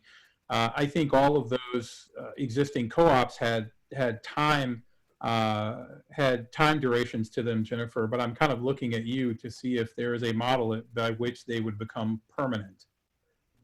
Right. So right now, each of those co-ops is membership owned and Jennifer's breaking up. Ms. Hall, can you try that again? Voted. So if some funding had to be permanent. Ms. Hall. Yep. If the city provided funding for a co-op. Ms. Hall, can you start all that again? You cut out, and perhaps maybe go to audio only if possible.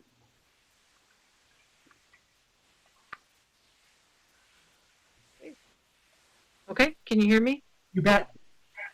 Okay, so if you look at the existing co-ops that we have in the community, Arrowwood being one of them, they are membership owned and membership decision on their future. And so if you look at what happened to Colonial Square, the membership, when their HUD restrictions ended, voted to become I'm not going to remember the legal term, but essentially instead of being a membership owned, where the housing was monthly membership fees, they turned it into a more similar to a sale model. So it's still a co-op, but you can sell your townhome that you live in. And so that again becomes a challenge. If the city were to put a permanent restriction on it, that's fine. That co-op would have to vote and agree to want to have that kind of permanent restriction. But if we were to create the cooperative, then that restriction would be read from the beginning. Right. If it was brand new and that was known, and people who joined the membership and knew it was always going to be a permanent restriction, right, that it's still membership driven, but they'd have some kind of deed restriction that would say it's always going to be permanently X. My suspicion is that there still may be interest in the inclusion of cooperatives in the use in the use resolution. So I guess perhaps Mr. McDonald, if you can add to your task today another potential amendment for that purpose as well. To assist Mr. McDonald, I think it'd be useful if we had a common understanding as to the base from which he was working. Would council be all right with proposing the proposed amended resolution as a base, as a friendly amendment, just for the purpose of giving Mr. McDonald a single base from which to work? Is that acceptable? A question? Councilor Lum? Sorry, because we're talking about amending the proposed use. So when we postponed this on July 20th, there wasn't a use. There were no millage guidelines. So don't we need to first adopt that? Right now there's a PDF which says proposed amended resolution. The proposed amended resolution includes track changes. Those track changes include cross-reference to the new attachment A. Right, which didn't exist before. Which didn't exist before. It's my suggestion, as just for the purpose of moving this along with clarity, that we adopt that proposed resolution, if you will, as an amendment to supplant the current resolution, which doesn't have the use resolution. That way, we would have the new attachment A as a base. Mr. McDonald could provide the amendments that people are interested in, and we'd move forward on that basis. And I would propose that. Substitute too. Is that what you're? Yes, it's a substitute. Substitute and adopt the millage guidelines, or just move the millage guidelines? Move the whole proposed amended resolution as a substitute, and then if we wish to amend it, we do. I would move to propose that as a substitute language. Seconded by Councilmember Ackerman. Is that friendly to the body? Yes. Yes. Thank you, council members. Mr. Councilmember Hayner, is that friendly to you? Yeah, sorry, with the audio, I find it's better if I turn my video off. Fair enough. With audio lags. All right. So I had just sent something around about this, but let's go through the use resolutions first. And then all right. I'm So sure we'll get into just that. for clarity, just to say what now has happened, that the resolution which we considered at our prior meeting has been amended in its entirety. Right now, what is before us is the proposed amended resolution in Legistar. Mr. McDonald, do you understand where we are? Thank you. Does everyone else understand where the base from which we are now working? Mayor? Excellent. Yes. May I clarify? So that amended resolution has some additional language and strikeouts. So will that will be part of the substitute? That is all those track changes are part of the substitute, and whether they get amended out or not is TBA. Thank you. Thank you. I've got further discussion on this. Are there further? Perhaps we do this. Shall we roll with some questions? Are there any other questions? Then perhaps we can move to discussion. We've got Councilmember Hayner in the queue.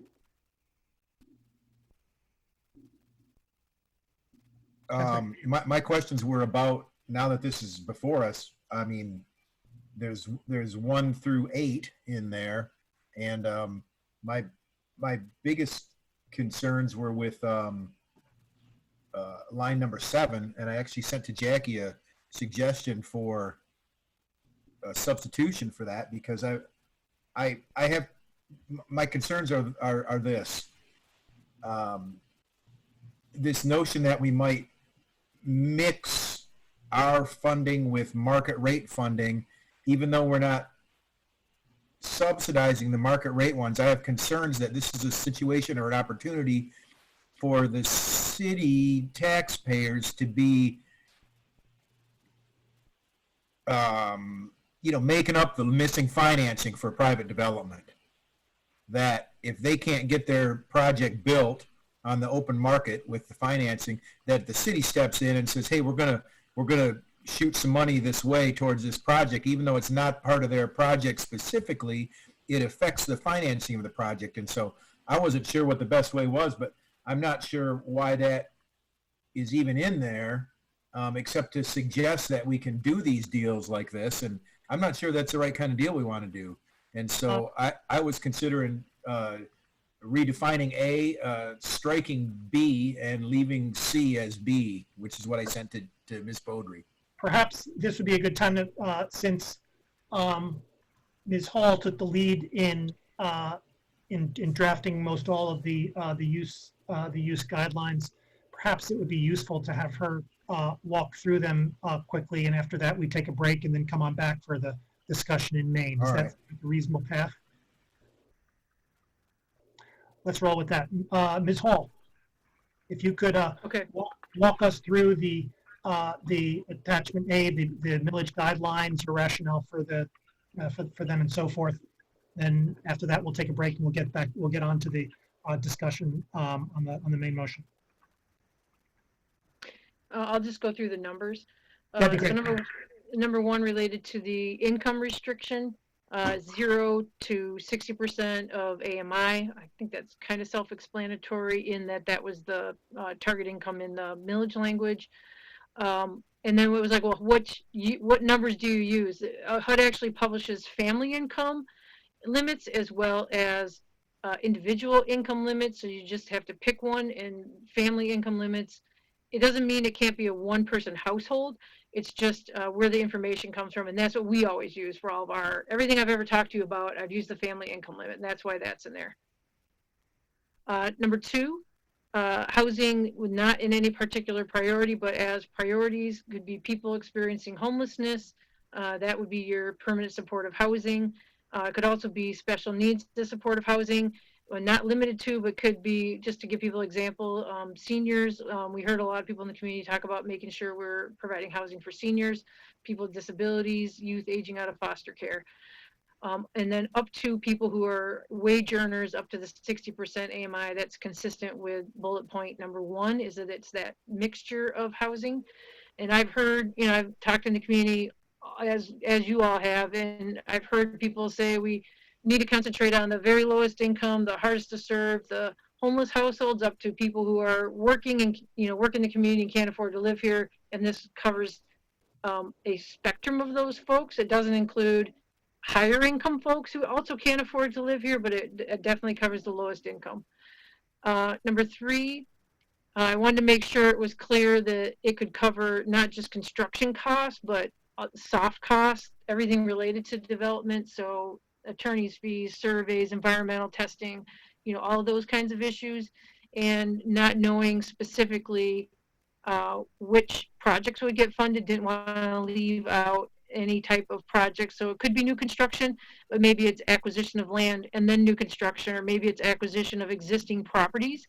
If there's a project that comes up that comes on the marketplace, it'd be great to have funding to make a quick purchase offer, and you have to be able to back it up with the ability to finance it. I'm going to turn my video off again.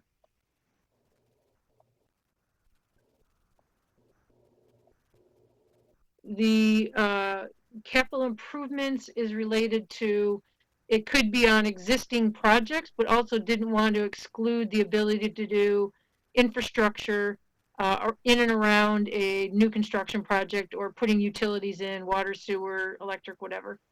And demolition, in case there's a property that just needs to be demolished. I just want to make it clear that there's a range of things that could be included, including building renovations. Priorities, many council members reached out to me and wanted to make sure that we included energy efficiency, green, and net zero. And I listed them as priorities. And I think on some property, it's probably going to be difficult to do net zero, but I think on city-owned properties and ones that the housing commission's involved in, we should make that our goal. And until we figure out that it's not possible, that should be our goal. And so that's what that section is about, is the sustainability of the buildings. And that always is of benefit to the residents, and you don't always see the private sector building that kind of housing because it is way more expensive on the front end. It is less expensive on the operational side. And so again, a mission-driven type entity is more likely to do that kind of construction. The next section, up to 20% for supportive services, that's mirroring the language from the amendment from the previous council meeting.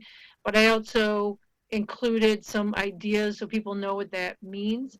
And we actually have a list of 30 or some different kinds of services that we have to put in our administrative policy on when we work with service providers, the type of services that they would do, but in broad categories.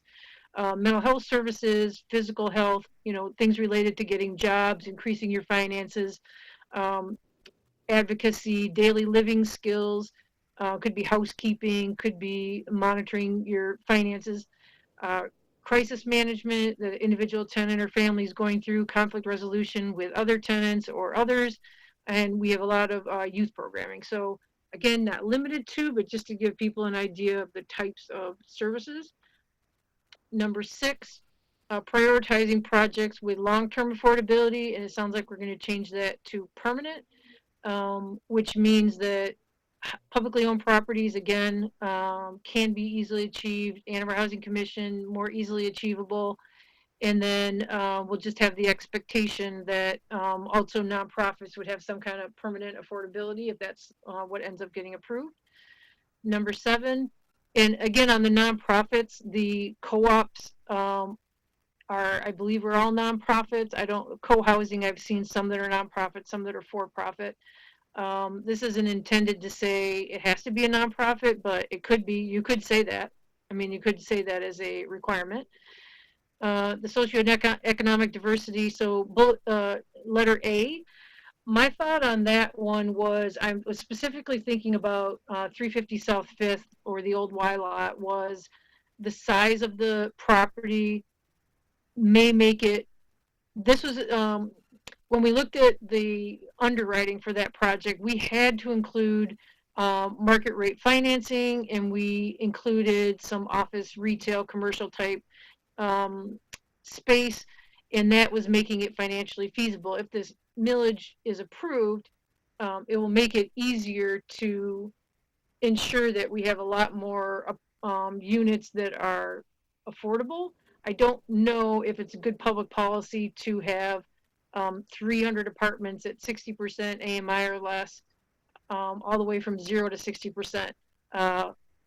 When we've looked at best practice models of mixed income housing, the housing that's worked the best is when you have a mixture of incomes that are similar to each other.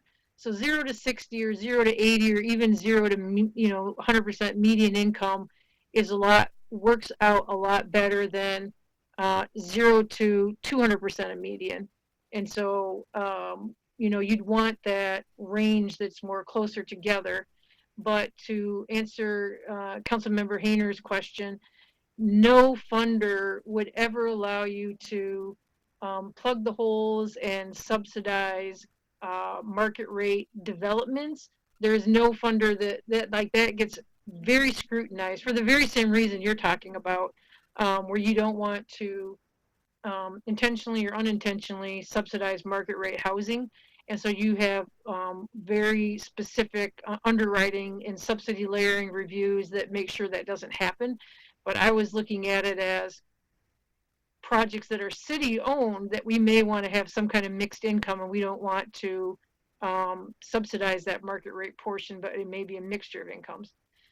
And then I just give you an example, small group homes to apartment complexes, or any, just to give an idea that we're not talking about specific sizes. It could be all kinds of things. You could add 10 other kinds of examples if you want. And then including, all neighborhoods and all city council wards would be definitely an ideal goal. Whether that happens or not, we will find out. But that would be an ideal goal. And then the final one is to maximize leverage of other sources, for the reason I said below, because the more we can leverage other resources, then the farther our funding from the millage will go, and the more units we can end up with at the end of the day. Thank you. Are there any more questions on the on either the resolution or the use resolution, Councilmember Hayner? Yeah, thanks. So yeah, I'm not going to have that sent around on 7 with that explanation. I guess my questions are going to be more broad, so I can try and get a sense of to determine the value of this millage to the community. So we're talking about, we believe that at the end of 20 years of this, we'll have 1,500 new units built is our estimation, and 375 at 30% or below, and the remainder of the 1125 at 30 to 60%. So that's 1,500 over 20 years. So that's about 7. That's I mean, this isn't how it's going to work, I know, but that's 70 works out to 75 units a year. And we had a goal of 140 units a year starting in several years back. We're really in the hole on this. And so where do we anticipate that the difference, that other 70 some units are going to come from if this millage doesn't cover them? And I already think this is a big ask for the homeowners of Ann Arbor, the residents of Ann Arbor, because I do strongly believe that there's people that it's going to be that last little bit. It's going to push them over the edge. They can't live here anymore because of their taxes, or it's going to. I believe strongly that rents, if the market will bear it, which it seems to, rents will climb as the taxes go up for those landlords. And so there's a bit of a universal negative to this, or a universal suffering to paying this public charge. Where's we don't really have our own written plan. There's a county plan, the 2015 look at it. Where's the other 70 units a year going to come from this? Does anybody have any ideas for that? Is it going to come from our changing the how we've made some changes to development agreements where if we haven't really seen that pay off, but what's our plan for getting this other 70 units out of this? Because this isn't the one-stop solution. We recognize that. And anybody have any ideas? Yeah. I mean, if you're asking me, I would say I would love it if you made this 2 mills. Do I think it will get passed? I don't know. We would definitely hit that goal if we made it 2 mills for 20 years. And I do think part of the other units are going to come from units required through zoning and use of brownfield TIF. And those are like the ones that are in that that sort of wait list? Right, for the, yeah. Okay. That's one of the sources, yep. Yeah, because I mean, I was thinking the same thing because it was in my head that we really needed between 0 and 80% AMI. We really need about 4,000 units, which at $250 a unit, that's $1 billion project, right? And you know, we're talking about extracting 160 million out of the community. Should it be 320 over 20 years? Should this be a higher cost? I mean, I don't think it would fly. I don't think people would vote themselves that kind of tax burden. I mean, we got an email from some downtown residents today who, if you do the numbers backwards, and I hate to say this out loud, but they're paying $2.40 an hour in taxes, 24/7, $365 a year. They're paying almost $2.50 an hour in property taxes for the pleasure of living here in Ann Arbor. So I don't think I didn't want to throw that out there. I know this isn't a solution. It's only getting us, you know, that 75 a year more or less. So we need to come up with an actual plan. We know what our need is, but I really don't. We don't really have a plan. So, thank you. Let me let's stick with there's a queue for me, and I appreciate that. I know that we want to get to the main motion. I've got a sense it's 9:30. We're going to want to take a break at some point. Let us stick with questions right now, if we may. Run through our questions, and then we'll get to discussion on the merits. That's my suggestion. Councilmember Griswold. Yes, to respond to Councilmember Hayner's question, how are we going to get there? I think we have to continue to apply political pressure to the University of Michigan. I don't think that they're going to build workforce housing and more student housing for graduate students unless there is some political pressure put on them. And I have a question, and it's regarding 7C. The city supports the inclusion of affordable housing in all neighborhoods and city council wards. We have affordable housing in what I would consider the King School neighborhood, and that has been very, very successful for decades, and I volunteered down there for many decades. But what exactly does neighborhood mean? Not doesn't mean anything specific other than trying to be inclusive language. Like, yep, we're all neighborhoods, all wards. It's just a words of inclusivity. Oh, okay, that's fine. I guess, and I'm probably going to get hit on social media for this question, but I'm going to ask it anyway. When we talk about affordable housing, would that include like a halfway house? When we talk, those of us who work in the affordable housing community, we talk about, again, the word permanent, meaning it's not transitional housing. Oh, okay. That's more of a service than a housing. Oh, okay. Yeah, I think that there are significant services that have to come with, such as a halfway house, and I want to make sure that we're not giving blanket approval of that without the necessary services that would be required. Councilmember Grant. Thank you. I'll be brief, but I did want to respond to Councilmember Hayner's question because it's not really hypothetical. We've turned down, by my count in the last year-ish, 80 units of affordable housing for 99 years that would have been supplied by the private market at no cost to us. So you can all shake your heads, but you voted no for it. So that's not a hypothetical. I think part of it is, you know, if we look at the T1 zoning potentially coming up, there are plenty of market solutions if we have the will to do it that can help us provide some of these units. And I also think that this money, you know, when we look at some of the leveraging that could happen, we might actually get even more units. I'll leave that to Ms. Hall to answer. But, you know, the solutions are out there. We just have to have the collective will to get it through. What 80 units did we turn down? 40 at Brighton and 40 at Lockwood. Well, I voted for both of those, so.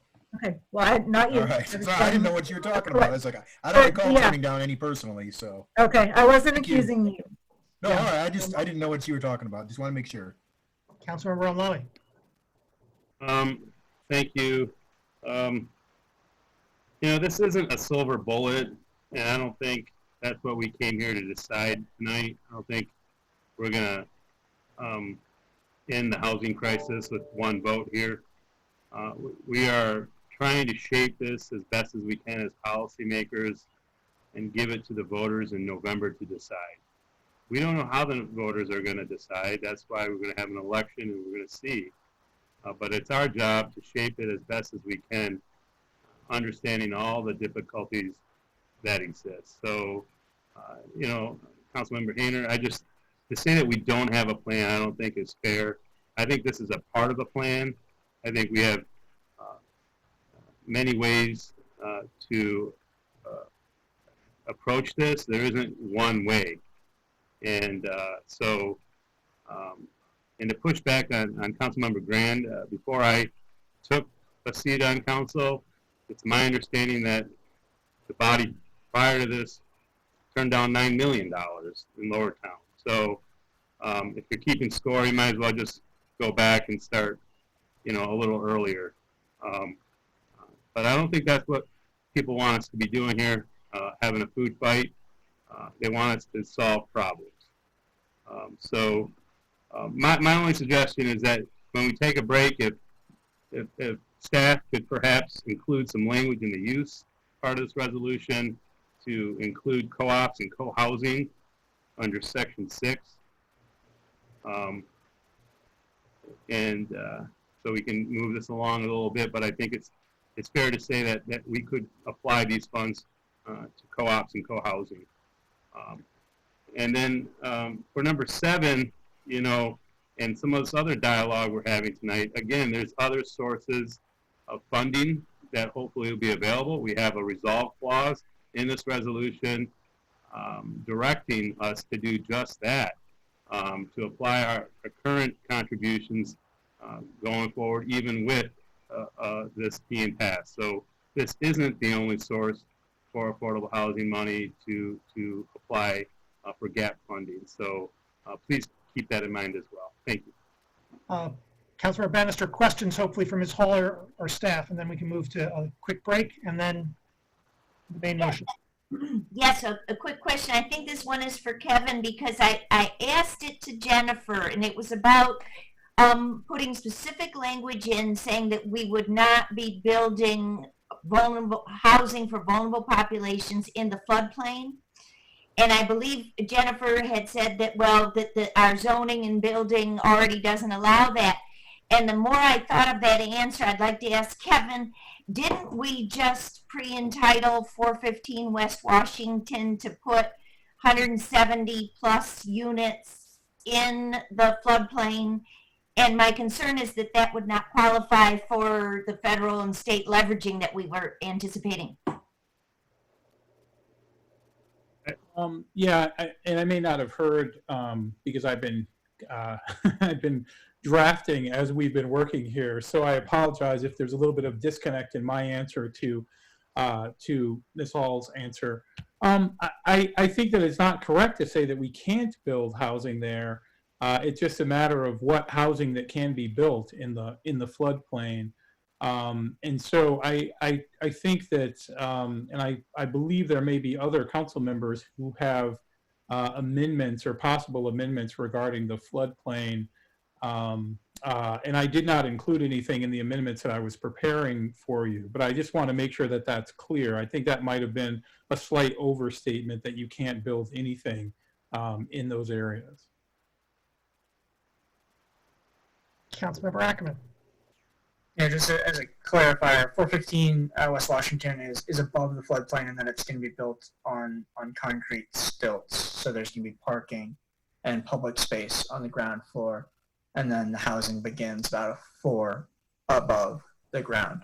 So it's above the floodplain. So that's the nuance that Ms. Hall was speaking to. Further questions? All right, it's 9:37. Let's take a short break and reconvene, please, at 9:45.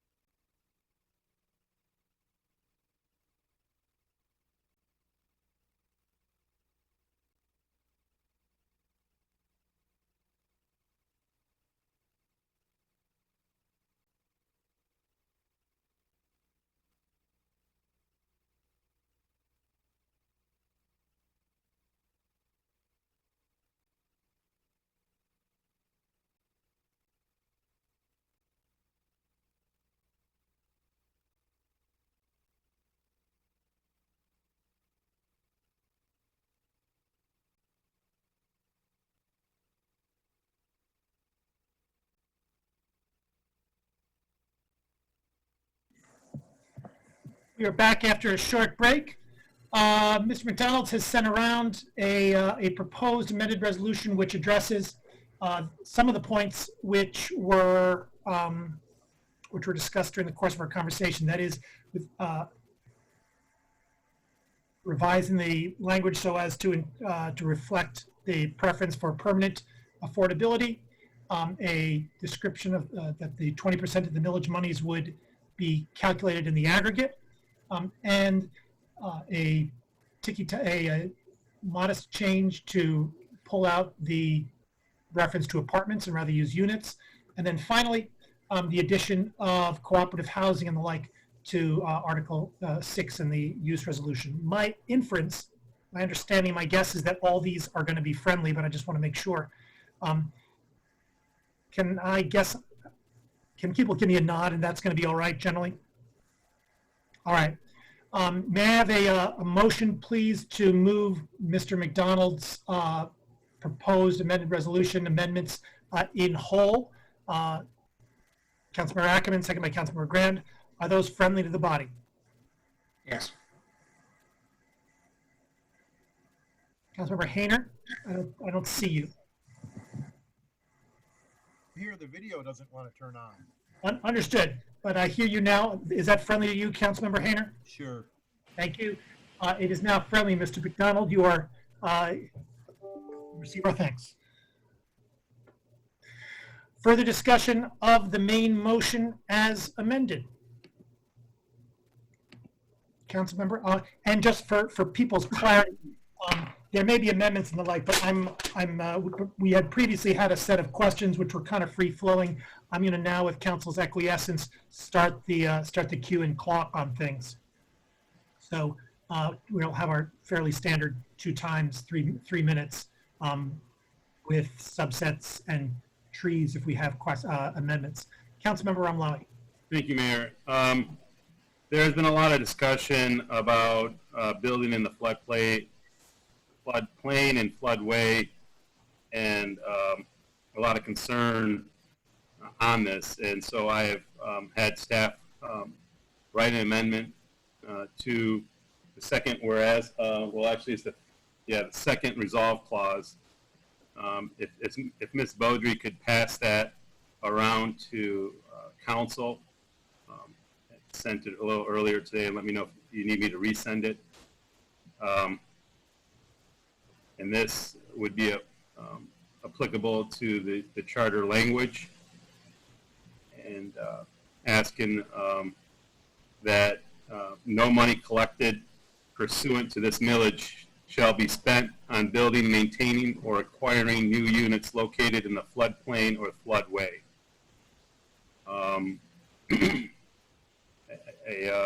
Again, I think it's important to strengthen this millage so that it gives it the best possible chance in November, and also protect the investments made by taxpayers. I'd second that motion. Beaudry, have you sent it around?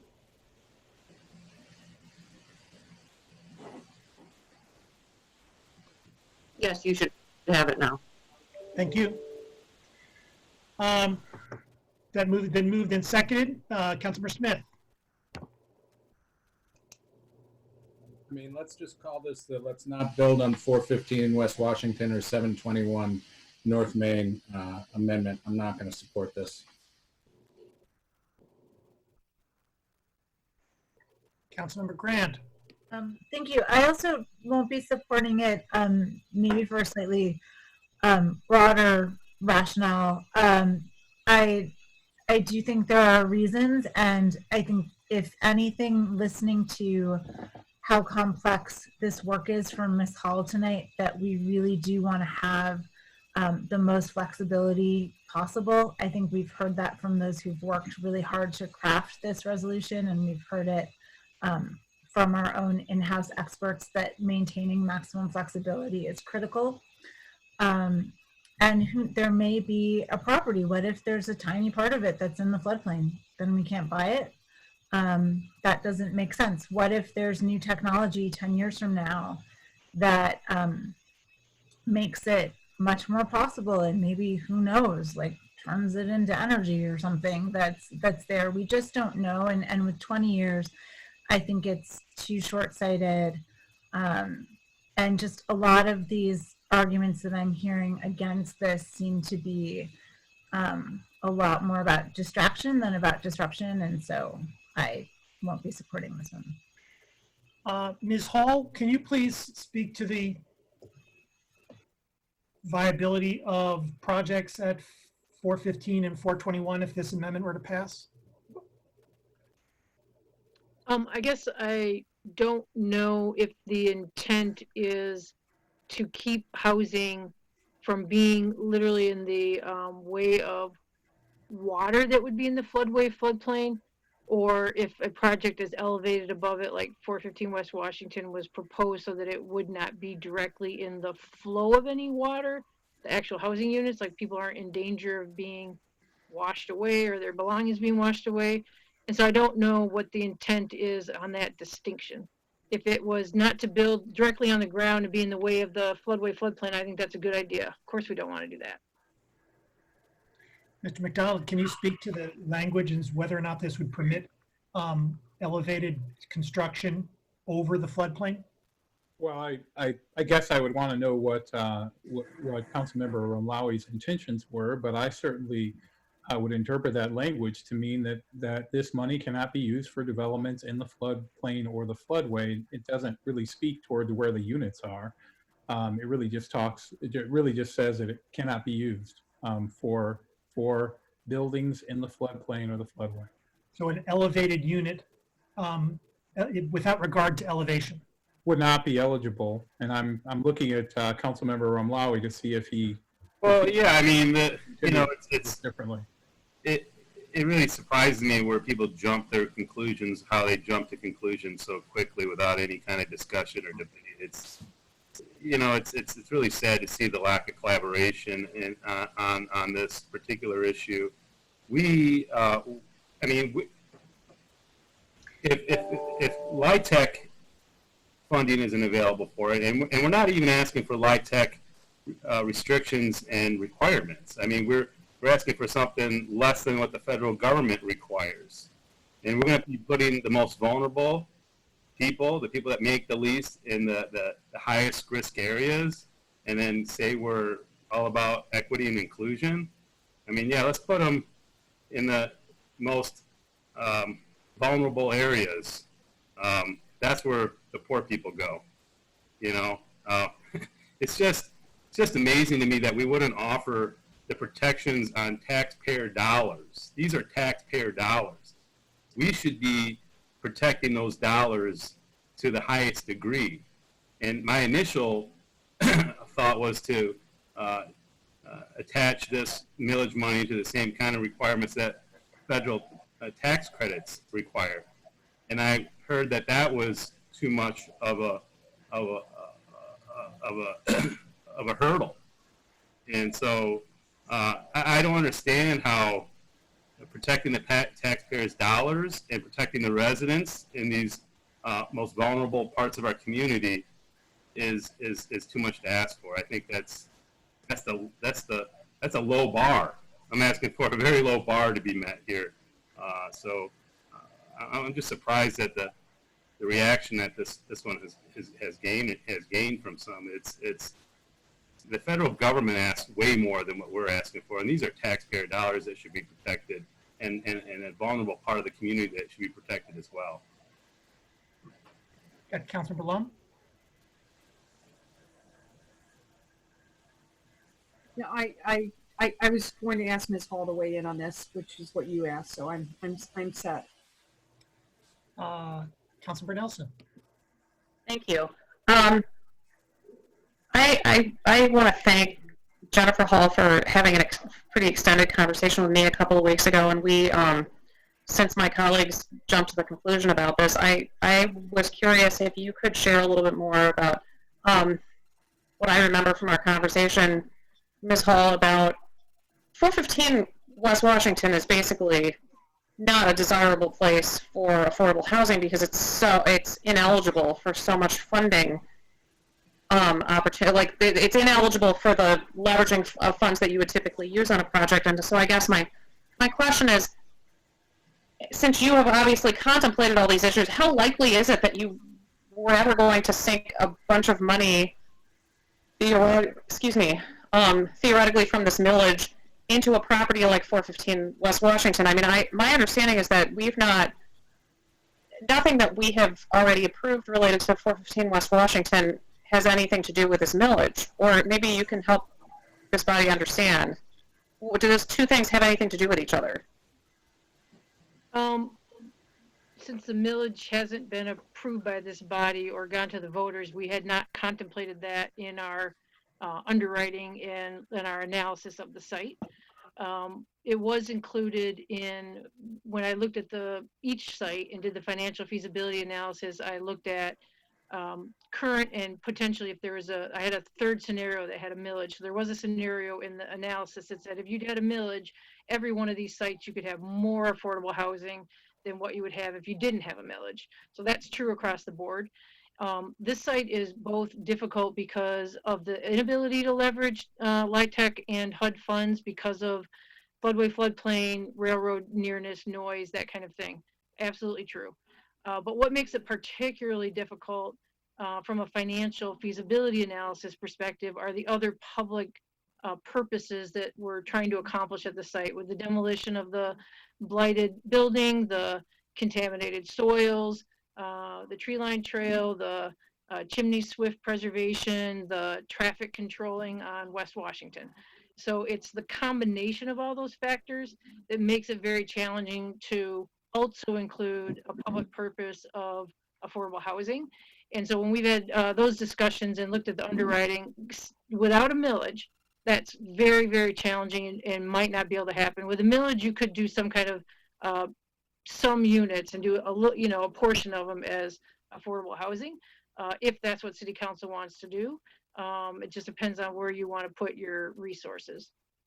And a piece of that related but not quite the same is 721 North Main has floodway, floodplain, and a portion of the site that has no floodway, floodplain. And so even though that portion that's not in the floodway, floodplain is also ineligible for LIHTC and HUD funding because it's right next to the railroad, it actually could be built on and split off of the parcel that has the floodway, floodplain in it. And that's exactly what we've had to do on a project. Our Swift Lane project on Platte Road had a piece right next to Mallett's Creek that's in the floodplain and in the floodway, and we had to deed it to the Washtenaw County Water Resource Commission. From a HUD funding perspective, we literally had to split the property and take the part out that wasn't eligible for HUD funding, but we were able to build on the part that was eligible. So you might have different kinds of mixtures of properties that are like that. So, I mean, I guess that's confirming my memory of our conversation, which is that the reality of there being a floodplain, floodway issue and other concerns, like you're working around that. I mean, as a practical matter, like when you describe what happened with Swift Run, if this millage was amended to articulate that we weren't going to do things in the floodplain, floodway, those are accommodations that you're already having to make to leverage federal funds anyway. So I guess I'm just trying to understand, like, because this is being framed in a very specific way, and I just think it would be interesting to get a clear statement from you about what that would actually, as a practical matter, what would the effect of this be? I think it depends on how you write the language and how it's interpreted by the attorney's office. If we use 415 West Washington as an example, and I'm sorry, Ollie, I don't think I heard you say your language. I didn't read it. I don't think I got sent it. If the interpretation is you couldn't build a building elevated above the floodplain because it's above a floodplain, then we wouldn't be able to use the millage funding there. If the language was such that you could if you could acquire a parcel, but you had to split it first before you acquired it, and you could acquire the part that's not in a floodway or floodplain with these funds, then it wouldn't have that negative impact. You'd have to split the parcel first, take the piece out that's in the floodway, floodplain. That wouldn't have an impact on it. That's normally not how you do it, but you could do it that way. Councilor Grand. Thank you. I guess I wasn't specific enough, so I'll take the language piece by piece. No, so it does read, and Ms. Hall, I just forwarded you that email, so hopefully you can see it. No money collected pursuant to this millage shall be spent on building, maintaining, or acquiring new units located in the floodplain or floodway. This is not about putting our most vulnerable residents at risk. If you build housing above a floodplain, sometimes that can be terrific housing. So that's build. Again, this would just handcuff and keep so many options that would just be unavailable, but also maintaining or acquiring existing housing. We know we have a lot of existing housing that is in a floodplain or a floodway. And some of it might be housing that maybe is currently affordable housing and they're about to lose their tax credit. So we don't want to use this money to acquire that potential housing because there might be a percentage of that housing that sits in a floodway or a floodplain, or maintaining. What if we have some housing right now that sits in a floodway or a floodplain? Should we say to those residents, no, we're not going to be able to use any of these millage funds towards maintenance of that housing? What if there's the opportunity for land that someone wants to turn into a co-op? Should we turn down that possibility because by chance a percentage of that land is in the floodway or the floodplain? This is just overly restrictive. It's being responsive from my perspective to a certain constituency. And I do understand the idea and fully support that we don't want to create dangerous housing for our most vulnerable residents. That's not my intent in not supporting it. The intent is to have maximum flexibility in this language so that we can address a really complex housing crisis in our community. And the more restrictive we make it, the more difficult it is to achieve our goals. And it just provides one more excuse not to build housing in certain locations, including on some city-owned property that we own. So if I wasn't clear enough, I apologize. I don't believe I was jumping to any conclusions in rejecting it. It was just from my perspective, a clear and deep reading of the language that you provided. Councilor Smith. So, going back and looking at the background materials for 415 West Washington, the entire site's within the floodplain zone. You look across the street at the YMCA that has the same issues, and the way that they've handled water working through that site has made that a much better mechanism for dealing with flooding that we experience in my neighborhood, because that's where I live. I understand where this comes from. I understand who suggested it the first time. I understand what the underlying goal is. If we adopt this, I see this making the site, when you look at all of, going back through that analysis that Jennifer and her team did, this is the third largest opportunity for affordable units on city-owned property. And if we take this out, all of a sudden we're looking at a lot more acquisition costs. And I think as I envision this, we had a very powerful discussion when we voted to keep moving forward on 415 West Washington. And I now see that not all of us are on the same page with that. So that's disappointing. This is land that belongs to all of us. We're doing something for the broader community benefit. And I don't understand why we would take arrows out of our quiver when they're so important, volume-wise for producing the number of units that we need. So I'll leave it at that. Councilor Griswold.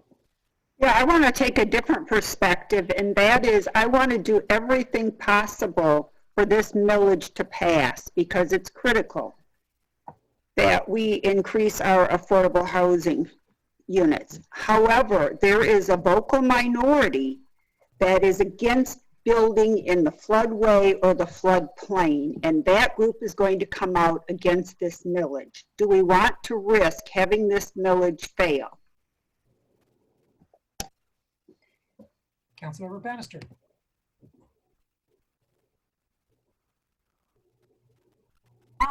In relation to Councilmember Smith's point, it's a question for Jennifer Hall. You mentioned in your earlier comments that the state of Michigan every year tweaks their requirements for the RFP, and it varies annually based on walking scores and transportation and this and that. And the fire station on Stadium and Platte didn't score well now. But if we take out floodplain properties, and Councilmember Smith, I hadn't even thought of 721 North Main. I was mainly thinking of 415 West Washington.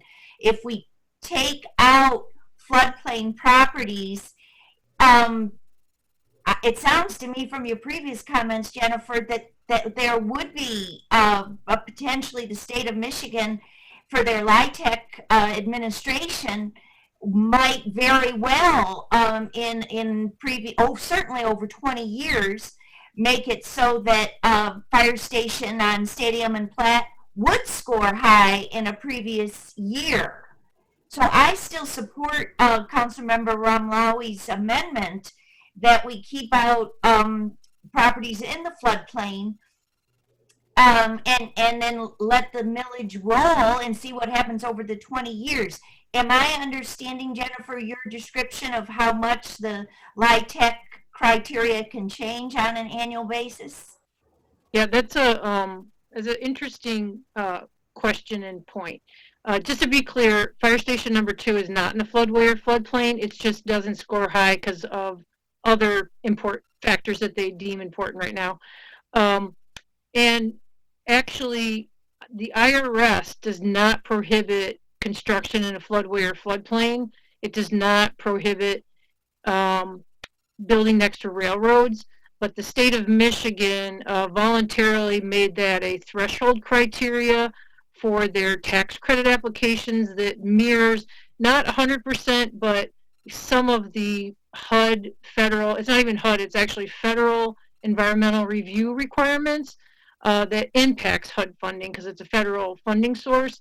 And the state of Michigan voluntarily adopted that part of the environmental review, which is the noise. It's not because you're next to a railroad. It has nothing to do with being in danger. It has to do with the noise of rail and traffic, and you add them all up, and they have noise thresholds. And the floodway floodplain was also adopted by the state of Michigan, so that could change, but that's been for a while. I don't know how long that's been in place. We've actually talked to some developers who do affordable housing projects, do development like this, and they believe that they might be able to talk NISHDA into allowing both South Industrial, which is next to a railroad, and 721 North Main, the piece that's not in the floodway floodplain. They might be able to make an exception for us to do construction with tax credit funding on those 2 sites, but I can't promise that. Well, I'm trying to keep the housing out of either the railroad or the floodplain because I think that's an undesirable place to live, and I don't want to get caught up in a quiet zone for trains, which was, I think, a $7 million bill for that. And so I think this housing should be steered away from unattractive locations for housing so that it can sail through with the voter in November. I'm going to step in for my part on this measure. I'm not going to support the amendment. I think it's important that we put a millage forward with maximum flexibility. I trust councils in the future, staffs in the future, to propose housing that is safe.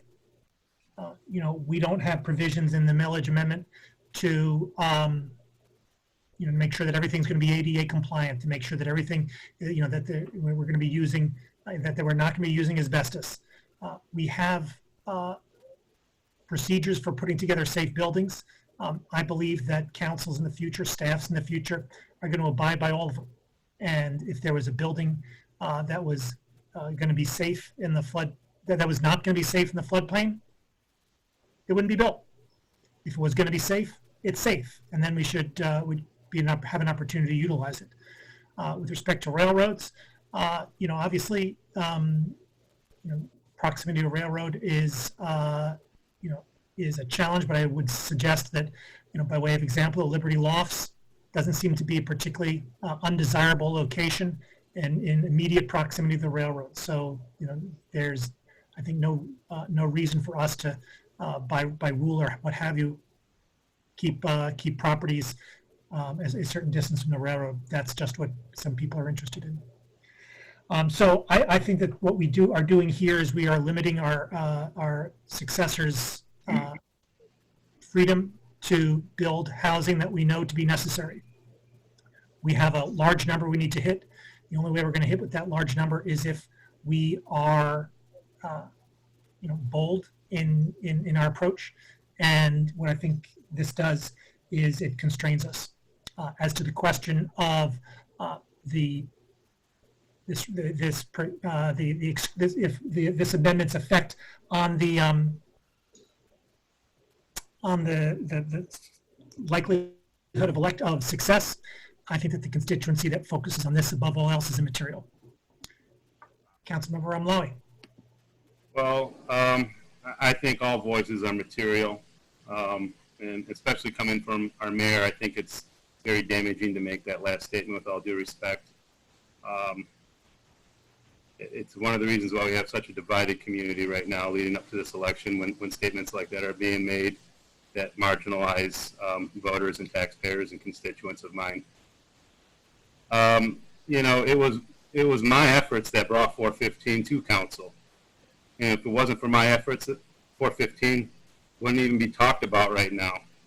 But, I know you're surprised, but no, it was me talking with our former city administrator and the DDA to get the funding, to get the things going, to get community engagement, and to get support.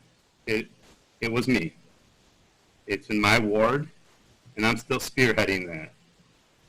And so 415 was brought without the need or even the idea of a local millage to make it a success and to redevelop it and to remove blight and contamination and put something there that provides the community benefit. If the state of Michigan has these requirements, I don't understand why we wouldn't take on those same kind of precautions to protect the residents, to protect the community, protect the watershed, to protect the taxpayers. I mean, it's just surprising that those issues and those concerns could be easily glossed over. I also have concerns on flood insurance. We know flood insurance is going to go through the roof. FEMA's rewriting all the flood maps, and the cost to have flood insurance on your home now is just going to be astronomical. Does anybody on staff here, is anybody here that can shed some light on what our cost on flood insurance would be if we developed and built and had to maintain flood insurance on a structure that's in a floodplain? Ms. Hall? Or Mr. Crawford? We have, sorry, go ahead, Tom. Jennifer, if you're aware of something, go ahead. Other than that, we do not have our stormwater people here. Yeah, I can't fully answer your question. We have one property that's currently in the floodplain, which is on South 7th. So that's the one property. Actually, we have two. Highcone also has one building in the floodplain, so we do pay flood insurance for those two properties. They're tiny in comparison, so I don't know if it's a good example. I don't remember the exact amount. I want to say it's like $2,000 or $3,000 a year at each site. But that's for the additional flood insurance? Additional flood insurance, but that's for 6 or less units. as compared to a house that I live on 7th Street, and I pay less than $1,000 for the total homeowner package.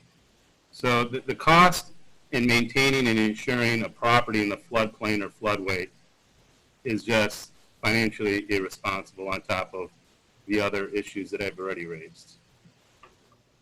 Councilor Smith?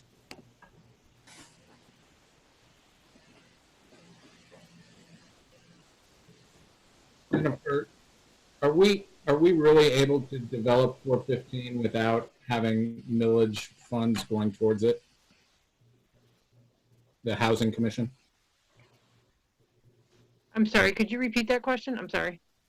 Is the Housing Commission able to develop affordable housing at 415 West Washington without this millage? It would be challenging. It's still the goal. If this millage doesn't happen to be able to include some affordable housing there, it's the other public purpose that are expected in, at that site that's making it most challenging. It doesn't mean it can't happen. It's just a difficult site. Councilmember Hayner? I'm sorry. Sure. Did I cut you off? Just briefly, I just want to suggest that one of the most interesting statements that came from Jerry Hancock's excellent stormwater presentation last week was, and this is almost a direct quote, that the pre-entitlement process for 415 goes against the goals of the location as far as stormwater management for the city is concerned. He strongly feels that that site should not be built on in any way, and the pre-entitlement for the large structure that was settled on by this body without my support goes directly against the stormwater management's goals. So for what it's worth, thank you. Further discussion of the amendment?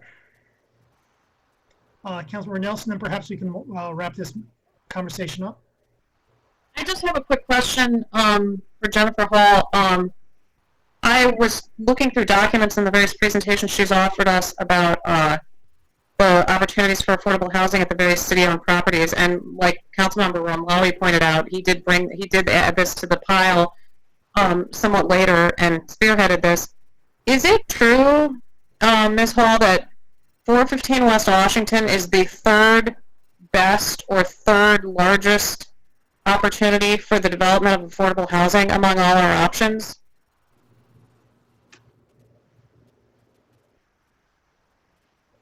If you're talking about number of units, I believe the Ashley Street, corner of William and Ashley is the potential for the largest number. Then the former Y site on 350 South 5th. And I do believe West Washington, total number of units, is the third largest site. That's correct. Total number of affordable units? No, total number of any kind of units. Total number of any kind of units. Not Which is total. Okay. I sort of figured as much. Okay. All right. So we're not talking about okay. Thank you. Further discussion? Ms. Beaudry, I don't know who's on point today. It is Councilmember Ackerman. Roll call vote, please, on the amendment, starting with Councilmember Ackerman. Councilmember Ackerman? No. Mayor Taylor? No. Councilmember Eaton? Yes. Councilmember Nelson? Yes. Councilmember Smith? No. Councilmember Romlawi? Yes. Councilmember Hayner? Yes. Councilmember Bannister? Yes. Councilmember Griswold? Yes. Councilmember Long? Yes. Councilmember Grand? No. Motion carries.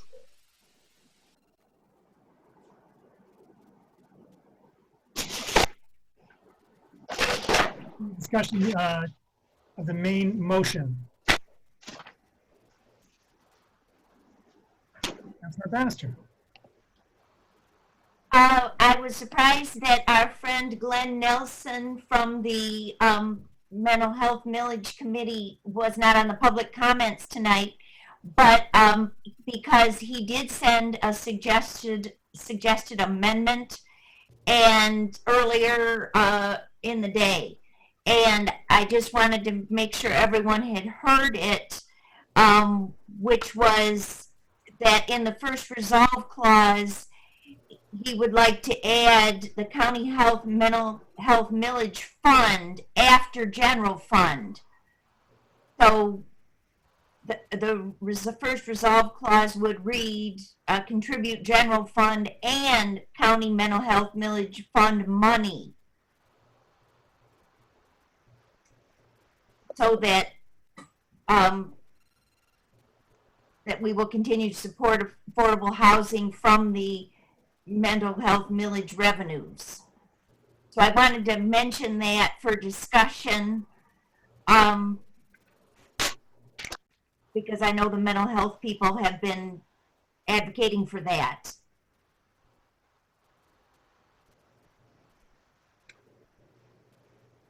And I can bring that as the language.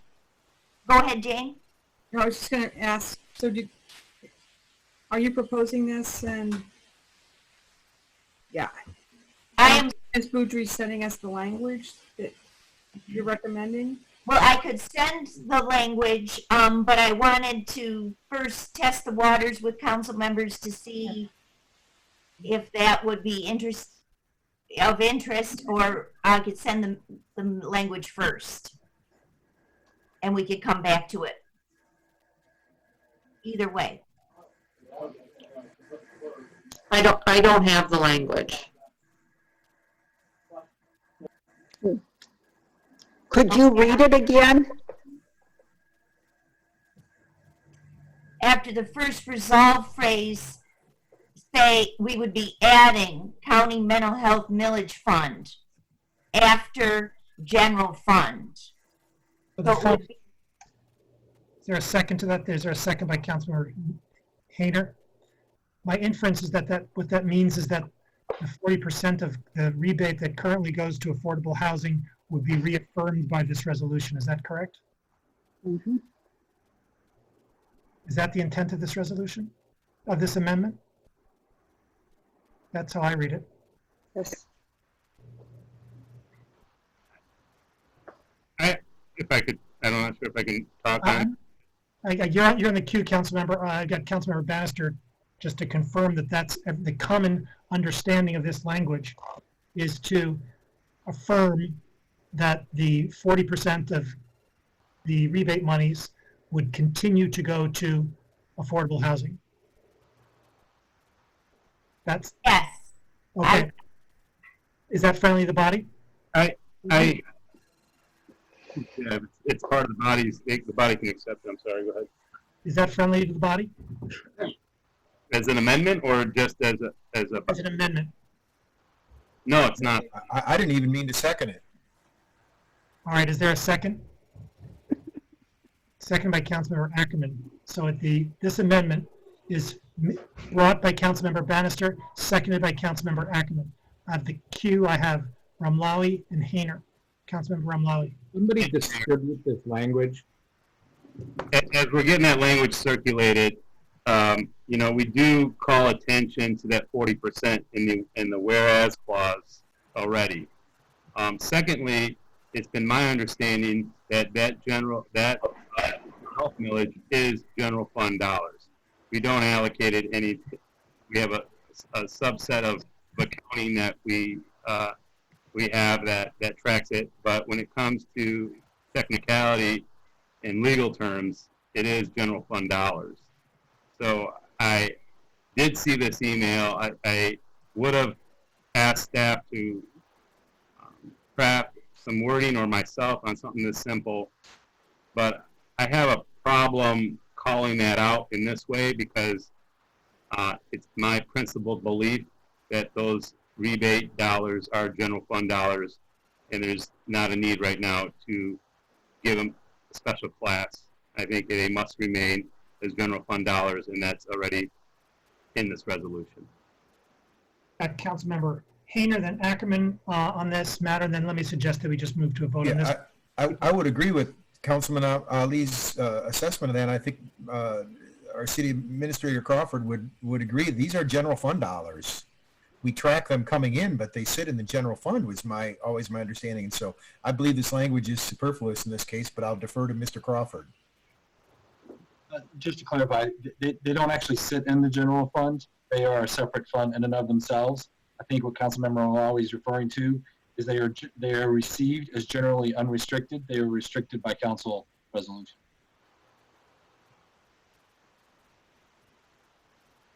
Councilmember Lum? Just a clarification, these are property tax revenues, so they are general fund dollars, but the accounting of them, they are, as I think has been explained previously at the prior meeting,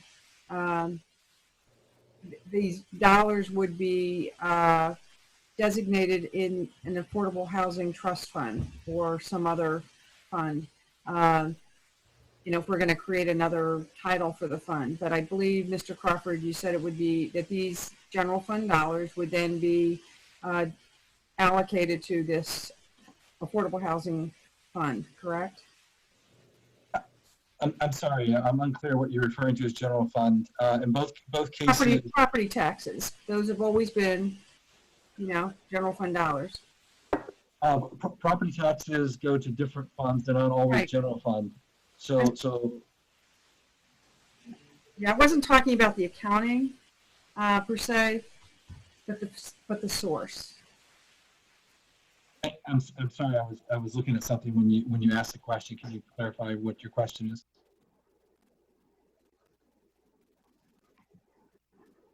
Not really a question. Further discussion of the amendment? Do we have the language yet for it? The amendment language is Does it sound?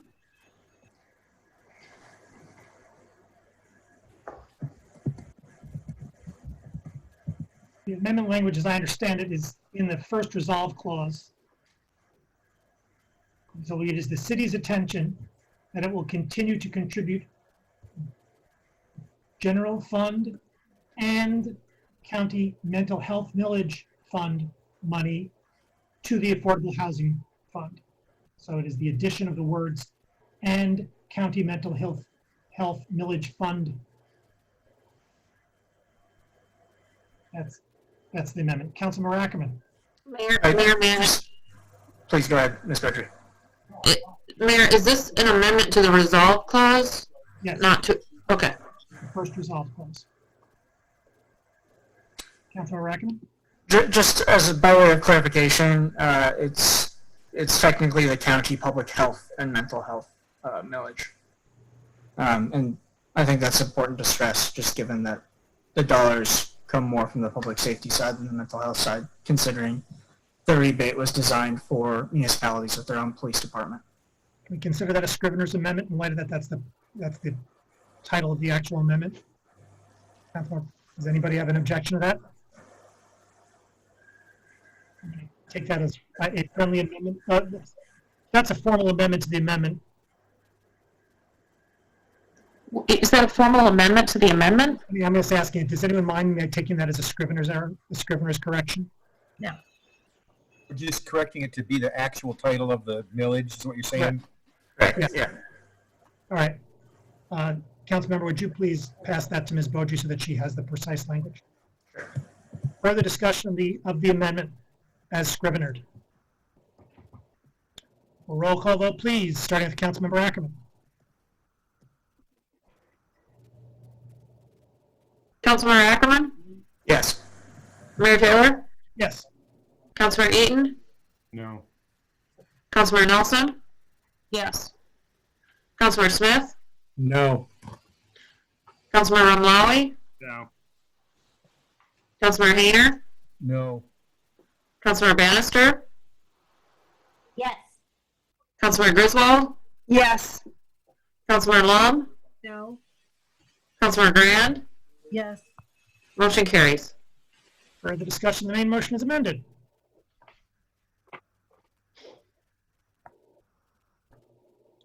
Councilmember Eaton. Have we agreed to adopt the second revision that Mr. McDonald sent around? Yes. Okay. The corrected second edition. All right. Thank you. Yes. Councilmember Lum. Are we ready to vote on this, the second corrected revision, do you think? Do you mean as a whole? Yeah. I think we're getting there, but does anybody have anything they want to say about the thing before we vote? I don't know if there were other amendments to come. I'm ready to personally vote on this. Okay, I see the thumbs up from a couple of council members. So I would just like to then say that I think taking this extra time, this extra week, was worthwhile for a couple of reasons. I'm glad we did. First, obviously now we have the millage guidelines that we didn't have a week ago, and an outline of how the dollars can and will be used is important information for voters. It's also information that council needs and should be comfortable with before making a decision to place a new tax millage on the ballot. And again, my thanks to Ms. Hall for taking the time to develop the guidelines.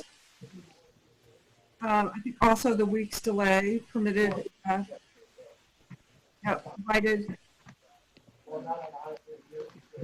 Sorry. Can I continue? Sorry, I hear other speaking. Should I continue? Other members, you are totally legible, audible to me. If people. Okay. All right, then I'll continue. I just heard other speakers. The week's delay provided us a bit of time to think through some of the nuances and the specifics on how this will work. And I also appreciate getting from staff today the answers to both Councilmember Hayner's questions and other general questions. That was very helpful. And finally, and most importantly, the extra time provided our residents an opportunity to weigh in before the decision on the ballot language and the program structure were made. We've heard from quite a few folks tonight, and we've also received quite a few emails from residents. I appreciate everyone's input, and if we just voted last week, we'd not have that feedback to inform our decision.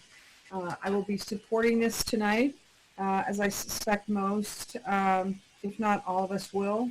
I believe when there are important questions, and certainly addressing the affordable housing challenge in Ann Arbor meets that standard, they should be decided by the voters. That's how democracy should work. Elected officials should never stand in the way of allowing voters to decide important questions. Unfortunately, that has happened recently, but I, for one, will never take that away from voters the ability to exercise their fundamental right to decide the major questions. So again, I'll be supporting placing this question of an affordable housing millage on the November 3rd ballot, and we'll let the voters decide as they should. So thank you for listening. Councilmember Romali. Thank you, Mayor Taylor. And thanks to staff for putting a lot of work into this in these last 7 days. And I echo Councilmember Lum's thoughts on having the extra week to listen to the community, to have additional soak time so we can better understand how this money is going to be spent, crafting the use language and adding some amendments and assurances to this so that we have complete buy-in and hopefully an 11-0 vote here, so that this can go to the voters in the best possible way that we have the time to do, so that it can get approval. I appreciate Councilmember Smith and Councilmember Nelson and our mayor for bringing this forth and forging this conversation and forging this debate and making this come to fruition. And I'm at a point right now with this that I would like to be added as a co-sponsor. So Ms. Votary, if you can add me as a co-sponsor to this. Thanks. I know it gets a little heated, but I think we got a much better product here tonight than we would have a week ago, and therefore I'm comfortable and happy to join my colleagues in co-sponsoring this. Councilmember Eaton. Thank you. I want to thank the council members who sponsored this for bringing it forward. I especially want to thank staff for all the work that they put into this in this last week to help us understand what we're doing. I'm disappointed that although there's been at least a year's worth of discussion behind the scenes, this only emerged at the very last moment. I don't think that's good process.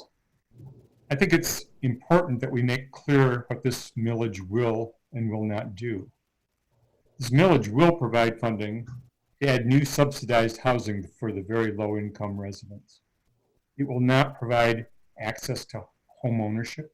It will not make home ownership more affordable for teachers, nurses, or other moderate income residents.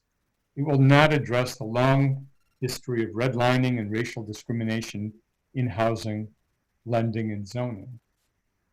It's important the city fund its affordable housing plans and those needed support services that accompany that kind of housing. These goals will be addressed and will address the needs of the most in need, and those people are very numerous. In addressing those with the greatest need, we cannot ignore the burden that this places on working people whose rents will likely increase, and those on fixed incomes who already struggle to afford our property taxes and our fees. While this millage request is not by itself very large, it is just one of the many tax requests that will likely come before us in the next couple of years. The AT0 plan includes the idea of creating a millage to address climate action.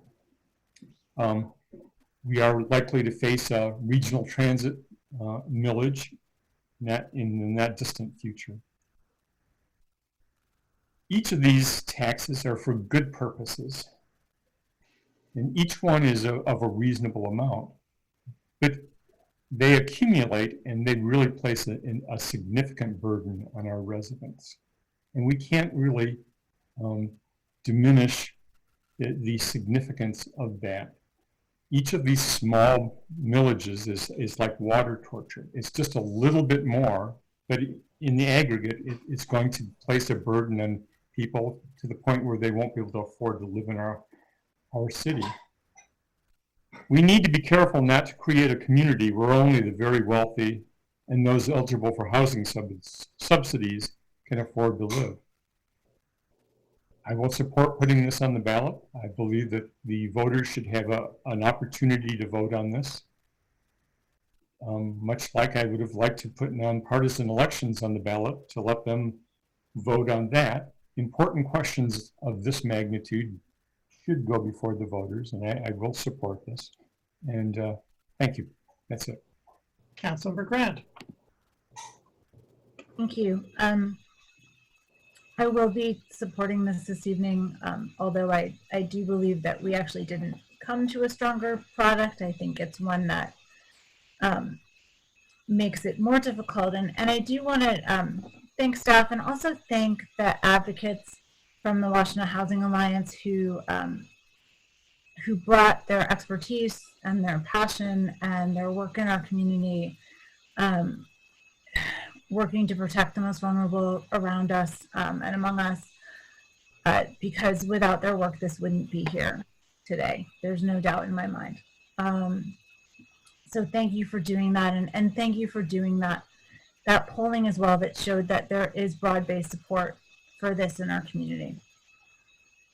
Which is why I guess I'll just respectfully disagree with some of my colleagues, but do appreciate the honesty that Councilmember Griswold brought forth when she was talking about attention to vocal minorities and really making adjustments because of what they had to say. For me, that's not typically how I want to make policy according to vocal minorities. And I do want to acknowledge that in making changes to this, it may have spoken to one vocal minority, but perhaps made it much more difficult to provide housing for a lot of people. So maybe one group might be pleased, but there might actually be a lot more people out there who would have preferred to see it the other way. And I don't think that will keep them from getting behind this, but I do think it makes it weaker and constrains us in the future, and that concerns me. I also want to speak to the concern about home ownership, and I heard some really wise words earlier this morning or earlier this evening, sorry, from someone who talked about home ownership and recognizing that for a lot of people, particularly young people who are starting out in our community, but for people across the community, that often home ownership comes as a result of being able to save money because they can afford to live somewhere and pay a reasonable rent and save money. Most of us didn't start out, who are homeowners, didn't start out that way. We were renters, and looking to provide those kinds of opportunities so that that we can be a more inclusive community. And I think one of the ways that we can do that is through this millage, and another way is through changes to our zoning that will enable us to provide a variety of housing that people can buy and a variety of housing that people can rent. And understanding that this millage is an important piece, but that it's not the only piece in a complex puzzle.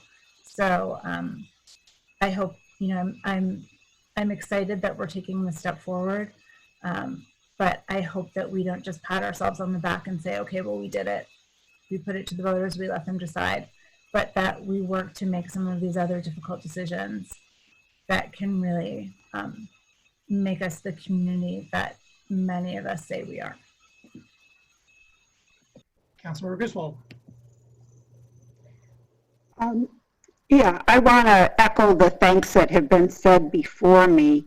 And while deliberation is not always pretty, it's not always pleasant, I think that this council has made tremendous gains, unanimously passing a 2-0 moving forward tonight. And I think that it's healthy to not take the same perspective. It's healthy to not be in lockstep in our views.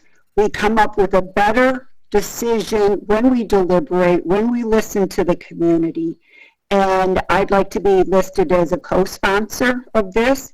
And referring to Councilmember Grand in terms of we can't stop here, 2 action items that I'm going to continue with and would encourage others to join me. One is, as I've said before, and I keep saying it, applying political pressure to the University of Michigan.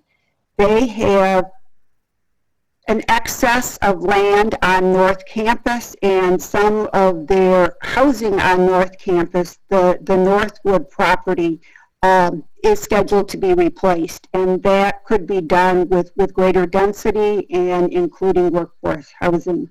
The other thing that I plan to do is approach the Ann Arbor Area Community Foundation and ask if they'd be interested in establishing a blue ribbon panel of community leaders to look at our total debt load and prioritize it.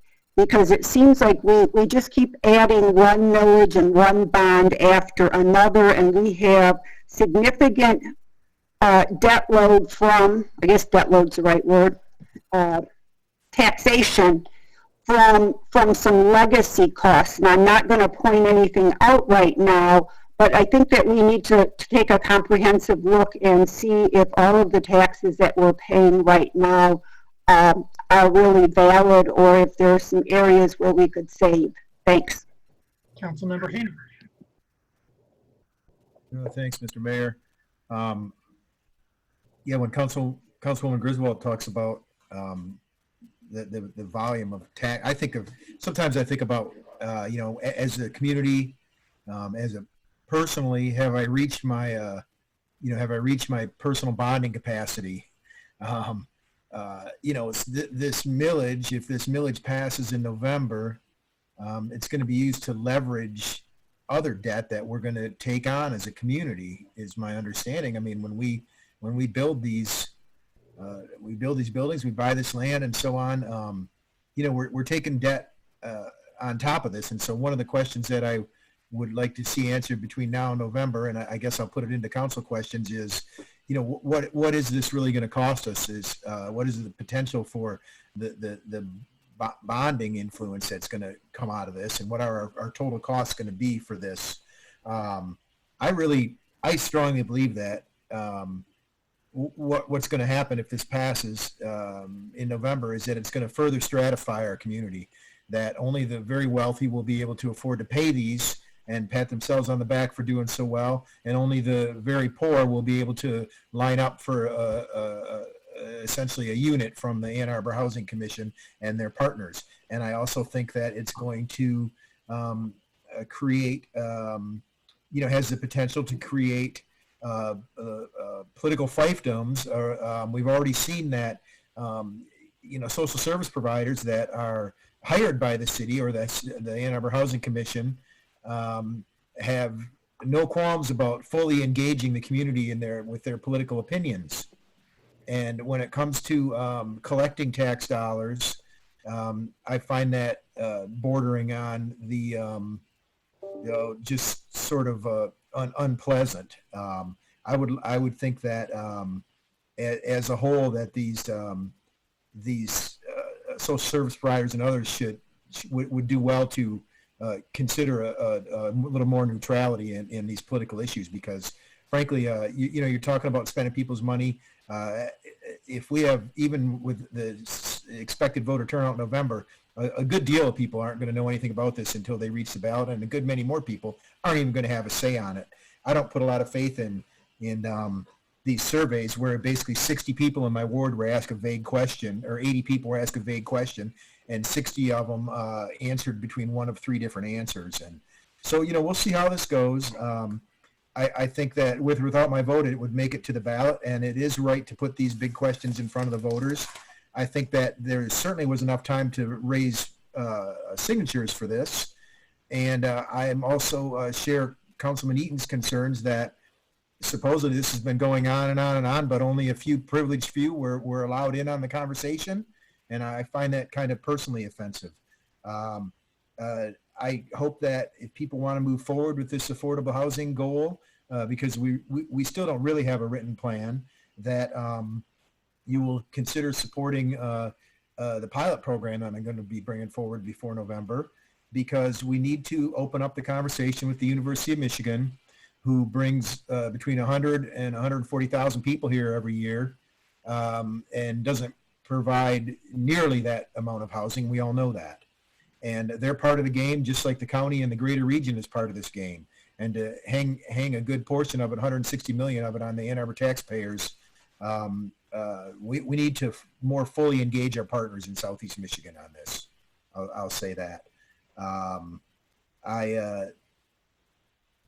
don't know. We'll see how it goes. I think if people really know what they're getting into, I just hope that, I hope that it's money well spent, that we're not creating a $160 million slush fund here. I want to believe that we're going to get as many built units as we can out of this. That's the most critical thing for me. We've had 15 years, between 13 and 13 almost years of ignoring and abject failures on this housing, and poor Jennifer Hall doing the best she can with what little she's been given, and all my respect to her for working so hard to this point. And I feel this is sort of a reward for her, and hopefully if this passes, this should be able to do some good work with a lot less stress and a lot more resources. She's done a yeoman's job of work, doing a lot with a little. And so, good luck to everyone out there in November, and thank you for listening. Councilmember Ackerman. Thank you, Mr. Mayor, for your co-sponsorship, along with Councilmember Smith and Councilmember Nelson. It takes guts, it takes bravery, and it takes courage to put forward a millage. It's no easy endeavor, and I really appreciate you putting your names to that challenge.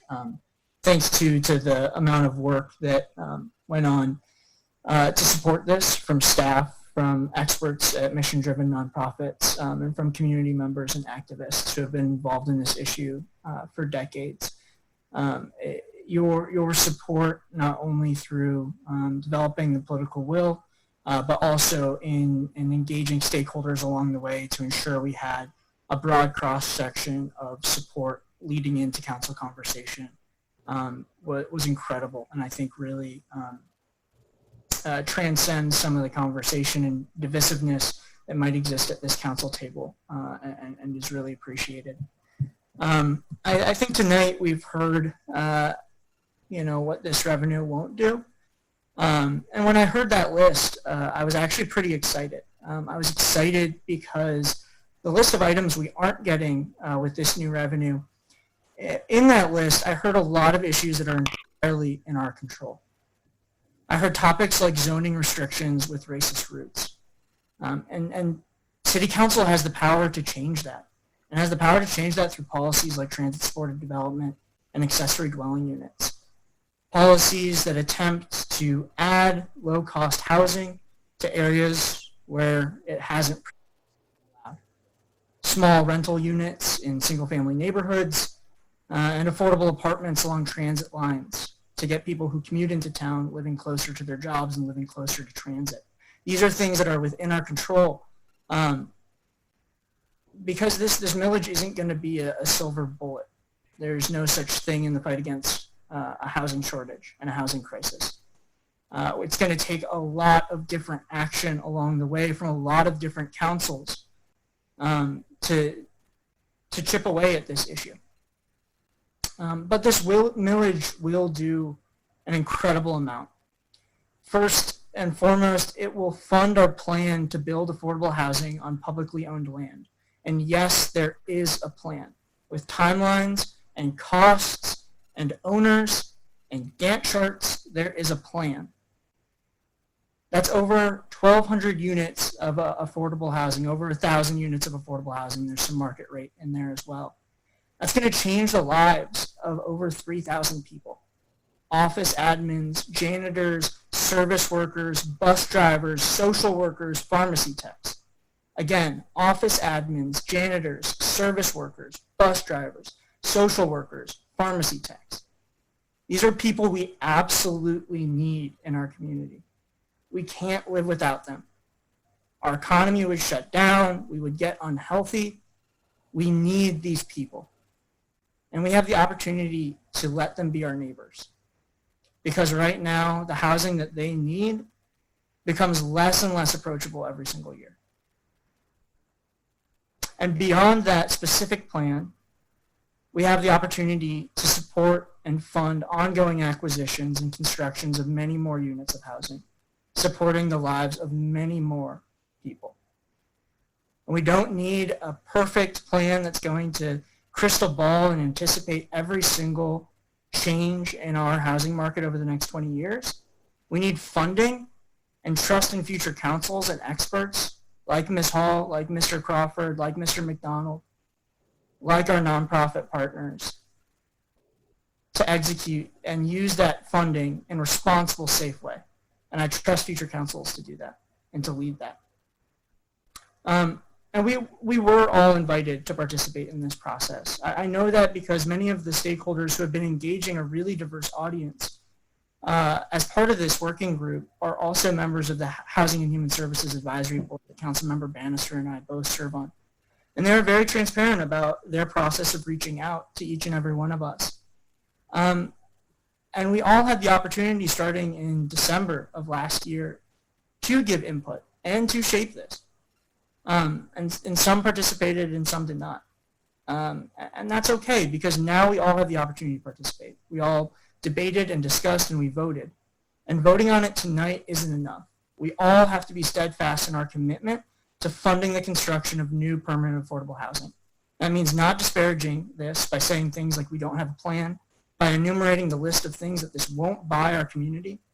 It means being passionate in our advocacy that this is absolutely necessary to make our community a more inclusive place. So I trust each of us will do that. There are 11 of us. We can knock a ton of doors if we want to. Bring Biden pamphlets along the way.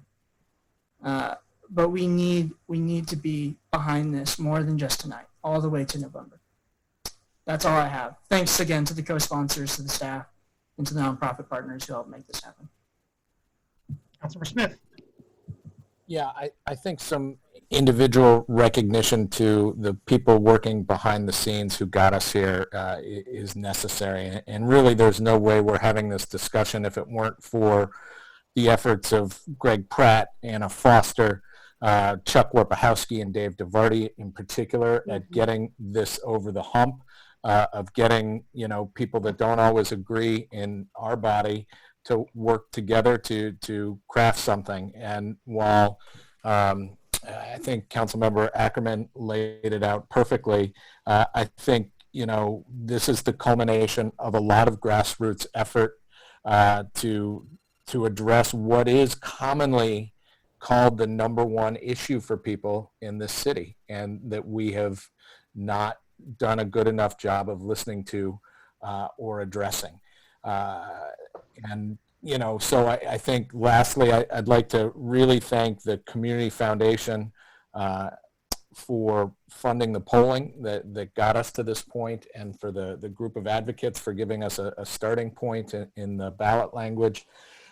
It was a lot of work to get here. It took a village to do it, but I'm excited to knock a lot of doors this fall to pass this. And this really gives us a chance to live our values. And I think we can't ask for anything more than that. Councilor Griswold. Yes, another step forward that I didn't mention before is transit-oriented development.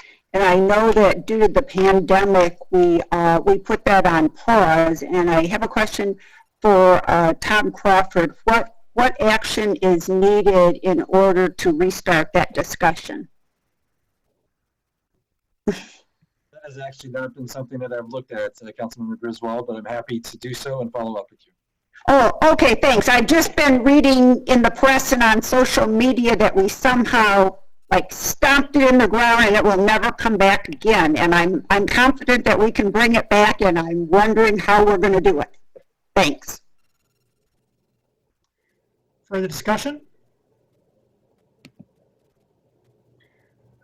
For my part, I would like to, echo the thanks to, Partners for Affordable Housing, and to all the folks that Councilmember Smith mentioned as well. This and the Community Foundation too, in terms of a group. This effort doesn't get off the ground if they don't do the legwork, if they don't continue on pressing like the outstanding community member advocates that they are. So to each of you and all, thank you. I think that this is an exciting time for us. This is an opportunity for Ann Arbor to express its values. We all know that we are the 8th most economically segregated county in the country. We know that means that we are ourselves becoming more and more demographically segregated. And we know that process isn't going to stop if we continue along with the status quo. And what we have here in this proposed millage is an opportunity to bend the status quo, to fight against it through the construction of new, of over 1,000 units of new permanent affordable housing throughout the city, in every neighborhood, every ward. This is exactly what we need as a community in order to move forward. The work that we do tonight to pass this millage, of course, is not the end. It is merely, another beginning. We will have, once this passes, as I hope and believe it will, staff and councils that follow will have a lot of hard work to do, a lot of hard decisions to make, a lot of tough votes to take. But I think it's important that we understand that each of those difficult tasks, each of those difficult actions is necessary if we're going to be a community that expresses and that exemplifies the values that we hold. Finally, I would also like to thank staff, as ever and always, for the work that they do on behalf of the community and with the community. Truly, nothing good gets done here at City Hall without you. So, thank you. Further discussion? Roll call vote, please, starting with Councilmember Ackerman.